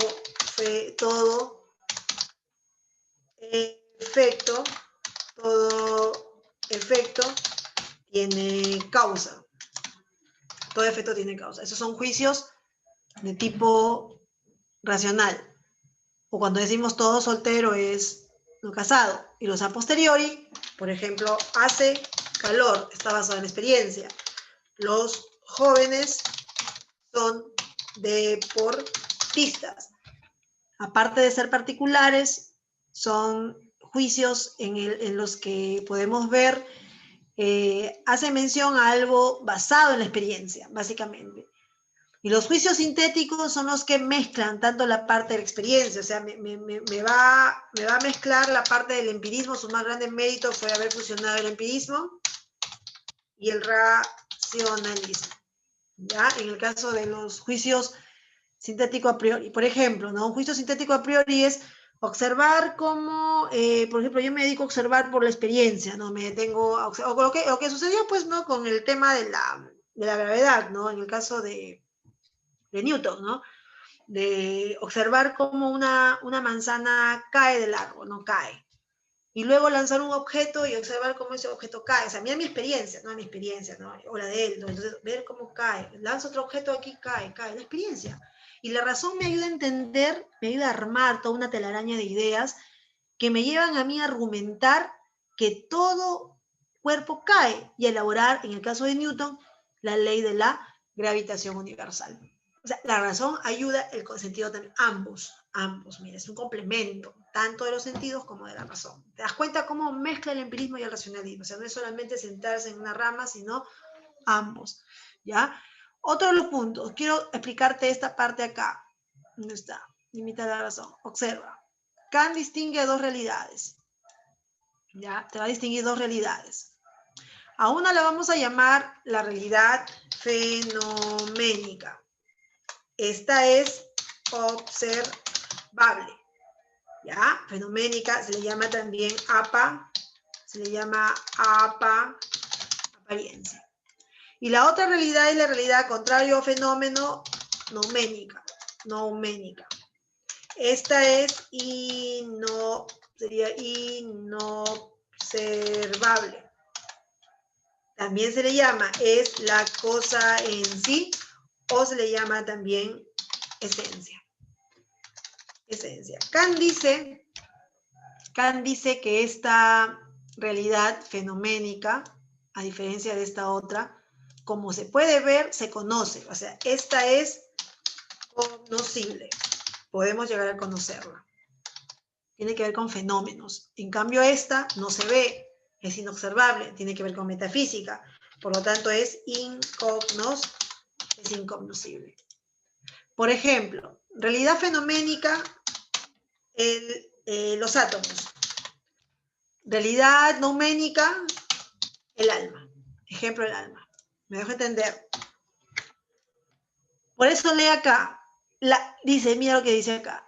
Limita a la razón por cuanto niega que ésta pueda conocer la esencia de las cosas y no deja más que el conocimiento de fenómenos. Ahí están los fenómenos. De ahí que la cosa en sí es incognoscible. Mira, la cosa en sí, lo voy a subrayar acá. La cosa en sí es incognoscible. Es un juego de conceptos. Cuidado te pongan, el noumeno es cognoscible, falso. Te pongan, el noumeno es observable, falso. El noumeno es apariencia, falso. O sea, eso tienes que aprenderlo sí o sí para ganarte una pregunta de Kant. Si es un juego de conceptos nada más. Mejor se aprecia esquemáticamente que así textual.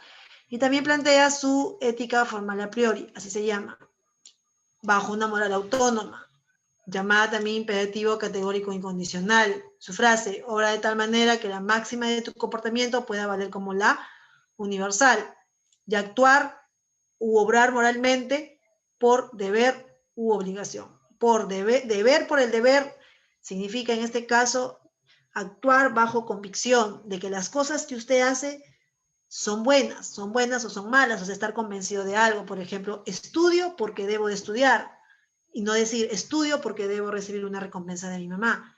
O sea, yo tengo que tener una moral autónoma al mismo tiempo, que no condicione mi conducta a lo que otros dirán, a lo que otros piensan, o lo que espero de otros, sino porque hay convicción y sé que es lo mejor o es lo correcto. Por ejemplo, entre abandonar a un hijo y criarlo, ¿cuál es nuestro deber como madres? Criarlo. Criarlo. ¿Y por qué hay madres que lo abandonan? Porque hay madres que los dejan en los basurales, los abandonan en los hospitales, los dejan por la calle, tirados. No tienen moral. Todos tenemos la moral. Pero, mira, sucede que está de por medio de la libertad humana. O sea, ellas son libres de elegir si crían a su hijo o no lo crían. De por medio está la razón que les dice, críalo, pero ellas no quieren. La razón les dice que actuar moralmente significa el deber de ser madres y criar a sus hijos, pero no lo hacen. Cuando ellas abandonan a un hijo, ¿tú cuándo has visto, por ejemplo, a una madre que diga a la sociedad, miren, voy a abandonar a mi hijo? O se paran en la esquina, miren, acá dejo a mi hijo. No, todas lo hacen escondidas, porque saben de antemano que la acción es mala, saben que la razón dicta, no lo hagas. No debes, ahí está el tema del deber, no debes hacerlo. Lo que debes hacer es criar a tu hijo, sin embargo lo hacen. No debes copiarte en un examen. ¿Y por qué el alumno se copia? Porque es libre, pues, tiene capacidad de elección. Pero su razón siempre le va a decir que no te debes copiar. Entonces ahí entra el detalle. Kant dice, si tan solo los seres humanos se dejaran llevar por los dictados de la razón, la sociedad no estaría como está. No mates, no robes, no mientas, no te copies en un examen, no te burles del otro, no discrimines. Pero ya ves, el hombre discrimina, el hombre miente, el hombre mata. Nos dejamos llevar más por una cuestión relativista. Kant busca leyes morales universales, dictadas por la razón y que rijan para toda la humanidad. ¿Te das cuenta qué bonita la ética kantiana, no? Pero lamentablemente, pues, cada hombre piensa diferente. La moral cambia, en cultura, de sociedad en sociedad, ¿ya? A veces quisiera comenzar a leer a Kant, pero me acuerdo que no he terminado ni a Descartes y se me pasa. Espero que no sea tu caso. Kant, mira, ve, el racionalismo y el empirismo. Kant está súper, digamos, está muy dotado de conocimientos, tanto del racionalismo. Él articula, él concilia, ¿me entiendes? Este meme, ¿no? Es excelentísimo. Está en un punto medio entre el racionalismo y el empirismo. Y el último filósofo es, para entrar a la parte práctica, tenemos a Hegel. Chicos, Hegel con su dialéctica idealista. Acuérdate, Hegel, tenerlo como un micro resumen, dialéctica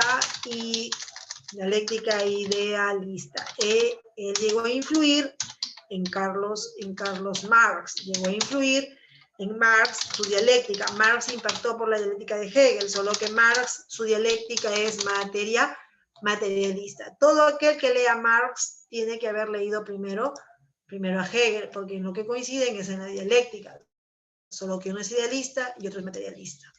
¿Ya? ¿Qué es dialéctica? Concebir la realidad en constante movimiento. Hegel habla de un espíritu abstracto. Acuérdate que acá su dialéctica es idealista y al mismo tiempo es idealista objetivo. Rechaza la inconocibilidad de la cosa en sí. Él, a diferencia de Kant, dice, todo conocemos, podemos conocer el fenómeno. Kant decía que también, sí, pero Kant decía que no podemos conocer el nómeno, y el nómeno. O sea, nada es oculto al hombre, todo podemos llegar a conocer. ¿Correcto?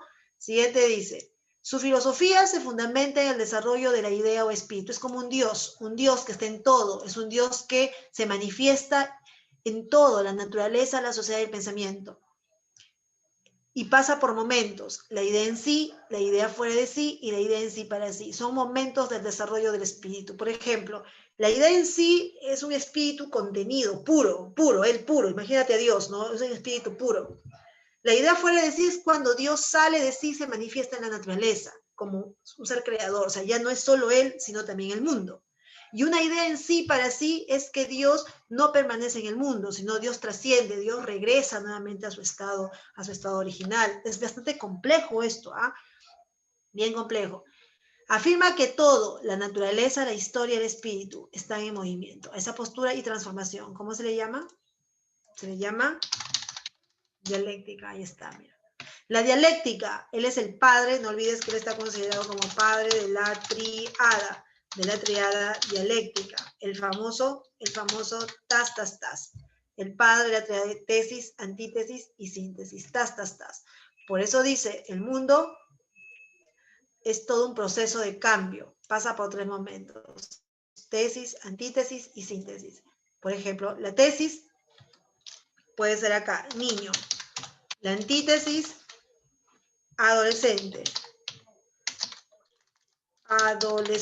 Y la síntesis, joven. Tesis, semilla. Antítesis, árbol. Síntesis, fruto. Todo pasa por este triple ritmo dialéctico. Todo es la dialéctica, el cambio, el movimiento, ¿ya? Él es creador, puedes agregar también acá, creador del método dialéctico riguroso. Hegel, ahí está. Y también hace una división de las ciencias, las divide en lógica, filosofía de la naturaleza, filosofía del espíritu. Es una división de la historia también en 3 etapas, oriental, grecorromana y germánica. Él es bastante triádico, ¿no? Te das cuenta, 3 etapas de la historia, 3 tipos de ciencia, 3 momentos de la dialéctica, 3 momentos de desarrollo del espíritu. Y el movimiento en la naturaleza, historia, espíritu. O sea, 3, puro trío nada más, ¿no? Muy bien, entonces borramos por acá. Y así que leíste a Marx antes que Hegel. Dime, ¿qué se siente tener solo una cara de la moneda? Dice ahí, ¿no? Es que hay que conocerlos a los dos ahí. Y gracias por su atención. Ahí Miss, está. Hola.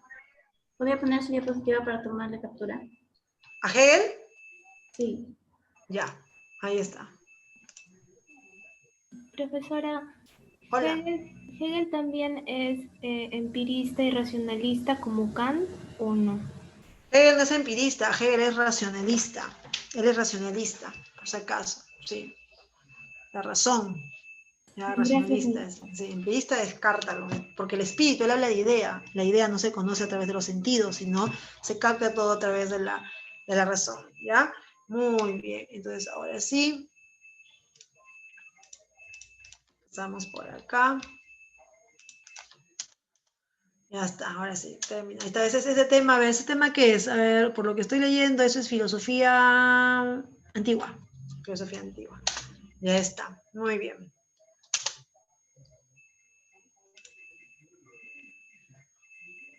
Ya estamos otra vez por acá. Ya, a ver, vamos por acá. Parte práctica, ¿ya?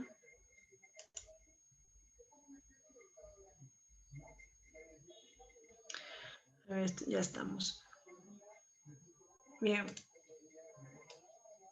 Ya, a ver, dice los dos elementos fundamentales. Vamos a ampliar un poquito por acá. Ya, los dos elementos fundamentales de la, ya está, de la nueva cultura renacentista fueron. ¿Cuáles fueron esos dos elementos fundamentales de la nueva cultura renacentista? No creo que tenga que ver con el tema de la creación, descarta los elementos, humanismo y ciencia será acá, ¿no? Así marcado. Claro, ¿no? Muy bien. Letra, ya está. Oye, ¿qué pasó por ahí? ¿Quién se está riendo? Ajá, ¿no? ¿Qué sería de esta vida si Zoom no nos ofreciera la desactivación de los audios, ¿no? Menos mal que tenemos esa opción, ¿no, jóvenes?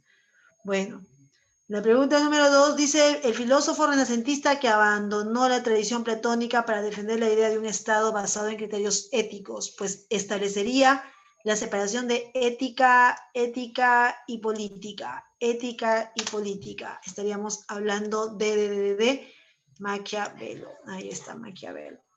¿Ya? La siguiente pregunta, los fenómenos que marcaron la época del Renacimiento. A ver, fenómenos. Ya en la pregunta número 3 se quedaría 2. Lo anotamos, 4 y 5, la letra E. Filósofo considerado por muchos historiadores el iniciador de la filosofía moderna, Nicolás de Cusa. Ahí está. Sí. Ya, la obra El discurso del método es una obra, esa obra te digo que pertenece a Descartes. Saca tu cuenta, a ver, Descartes, ¿qué corriente? Racionalista, pues ahí está, mira, la letra C. El filósofo que considera que la religión nace del temor a lo desconocido y que es superstición que reconoce el Estado para sus propios fines. Él es Thomas Hobbes, también está dentro de la línea empirista. Ya, Hobbes.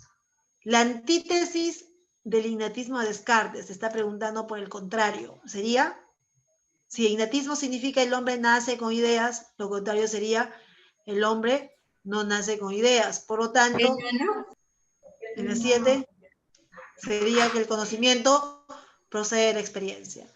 Para Renato Descartes, Dios es sustancia infinita, no puede ser la B, entonces ahí dice finito, casi lo marco, no, sería un ser perfecto, y eso también está en la diapositiva. Según Baruch Spinoza, Dios es la naturaleza. ¿Qué es la naturaleza? Dios. ¿Qué es Dios? La naturaleza. Son ideas que pertenecen a Renato Descartes. La 4 no es, porque esta postura es monista, es de Baruch Spinoza. No hay unidad absoluta entre Dios y la naturaleza, por lo tanto sería la letra D. Según Nicolás de Cusa, son modos del conocer. ¿Cómo se da el conocimiento en Cusa? Pues todo parte de los sentidos, o sea, hay una tendencia más empirista. Luego el entendimiento y luego la razón. Pregunta 12. La 10 es dado. Ya la pregunta número 12. El marxismo, que es una interpretación dogmática y materialista de la realidad, del ser humano y de la sociedad, según Bacon, ¿qué ídolo sería? Teatro, ¿no? Tiene un fundador y seguidores. Teatro sería, ¿no? La nueva construcción metafísica en torno a la existencia de Dios llevaría a los filósofos renacentistas a introducir el concepto de panteísmo. Dios es la naturaleza es Dios. La número 12. Pregunta número 15. ¿Qué dicen en la 15? Sería en este caso el racionalismo 1, 2 y 5. Intelecto, razón, ahí está. Para Kant, esta es tuya. El hombre no puede conocer la realidad. ¿Qué no puede conocer el hombre según Kant? ¿Qué dices? ¿Qué no puede conocer el hombre según Kant? El nómeno. La Claro, muy bien, hija. Ahí estás, muy bien. Siguiente, dice. Filósofo que escribió la obra Fenomenología del Espíritu y dividió la historia en 3 etapas. Reciente. ¿Le hemos visto el último? Hegel, muy bien. Selecciona la idea de Hegel, todo lo que es ideas, ¿no? Ideas, por ejemplo, esta, ¿no? El idealismo dialéctico está acá. El espíritu se transforma. Transformación es dialéctica, espíritu, idea. O sea, dialéctica idealista, ¿no? Siguiente, habla de un tipo de monarquía absoluta. Dice, sustituyó la monarquía absoluta por una monarquía constitucional. ¿Quién sería él? John Locke. También lo plantea aunque este modelo también lo plantea dentro de las monarquías constitucionales Hegel, ya, pero antes que Hegel es John Locke, ¿ya? Siguiente. Son ideas de Berkeley en la pregunta número 20. ¿Qué dicen? Ideas de Berkeley en la pregunta número 20. Sería 2. Ya, las ideas proceden, la materia posee, no, la materia se agota en ser percibida. Las ideas proceden de Dios, ahí evita el solipsismo y toda idea es individual. Sería 2, 3, 5, ahí está. Son nominalistas del Renacimiento, Berkeley y Hawkes. ¿Ya? Usted estudiaba Berkeley. La autoridad absoluta, indivisa y opresiva del Estado fue el ideal político ¿de quién? De Hobbes. Ya en la pregunta 22. La pregunta número 23 dice, según la materia, mira la comparación, yo te lo planteé como pregunta.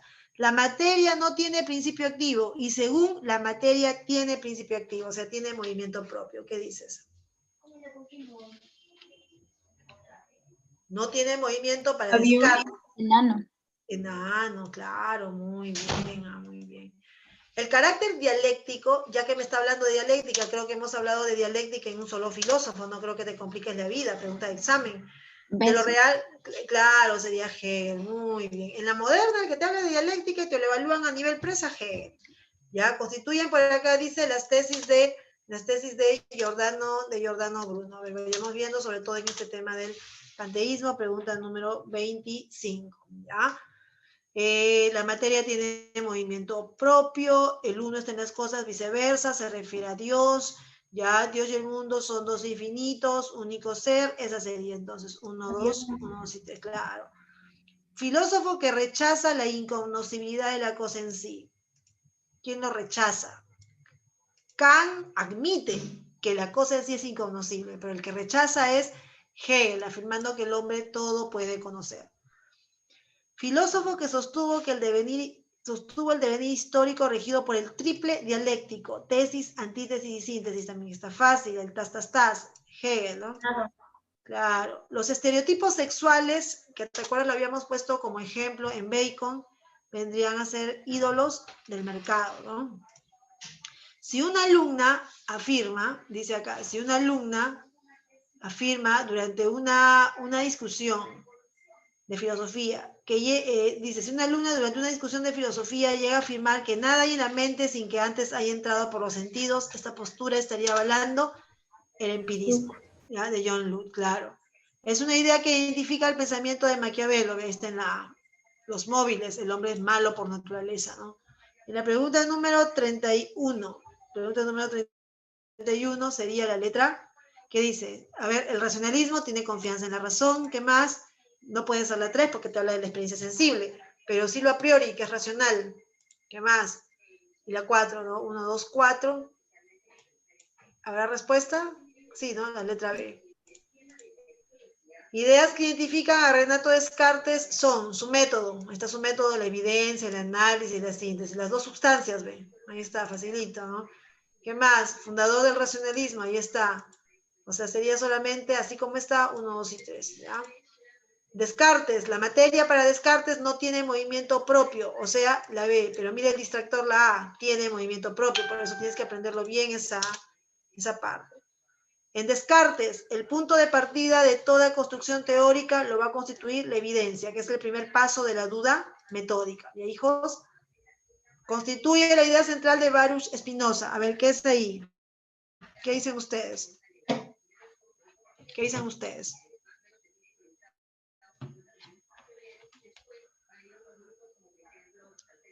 La C. ¿Por qué? Porque solo existe la naturaleza. O también podría decir solo existe Dios, ya que para Baruch Spinoza, en su panteísmo, Dios y la naturaleza es lo mismo.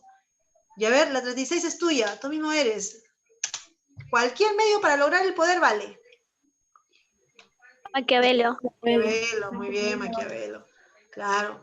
¿Y Berkeley? Tesis de Berkeley. Nominalista sí es, ¿ya? Las ideas son nombres y representaciones individuales, ahí está. Niega la existencia de la materia, ahí está. En el mundo material es representación mía, esa también. Esta también ve. Ahí evita el solipsismo, o sea, serían todas. Ahí está. Ahí está, ahí lo tenemos, ¿ya? Y con eso, pues, hemos dado por terminado nuestra clase del día de hoy. Chicos, ahí estamos. ¿Tienen alguna pregunta, alguna duda de repente que quieran ustedes plantear? Si no, pasamos a dar por terminada. La 12, ¿qué era la 12? ¿Tienen alguien la clave? A ver que le faciliten a su compañera. En la pregunta número 12, a ver, déjame ver por acá la 12, ¿qué hemos marcado? En la 12 es la letra... ya, no les he dicho, con razón. Dice, el filósofo a quien se le debe la ruptura con la filosofía medieval es justamente la E, Pico de la Mirándola. Ese es un dato bastante raro que les venga, pero esa es la respuesta correcta, ¿ya? Parece que fuera Cusadi, pero ya eso es un mérito ya de Pico de la Mirándola, él es humanista, está dentro del Renacimiento en la línea humanista, ¿ya? Muy bien, ahora sí, yo decía que ya, bueno. Ya, entonces chicos, pasamos a retirarnos, ya se cuidan bastante, ya Dios mediante, la otra clase estamos con filosofía contemporánea, 14 corrientes filosóficas, ahí vamos a esmerarnos por tratar de explicar un poquito de cada una y entender algo, ¿no? Que les pueda servir a ustedes para su examen, ¿ya? Muy bien, cuídense bastante, dicen, muy bonita su clase, Miss, al igual que sus TikToks. Ya, bueno. ¿Quién dice eso? Danielito. Ah, ya. Pero pone like, pues, Daniel, ya. Pone like. Ya, me encantó su clase. Listo, chicos. Cuídense ustedes también, ¿ya? Ya está, muy bien. Ya está.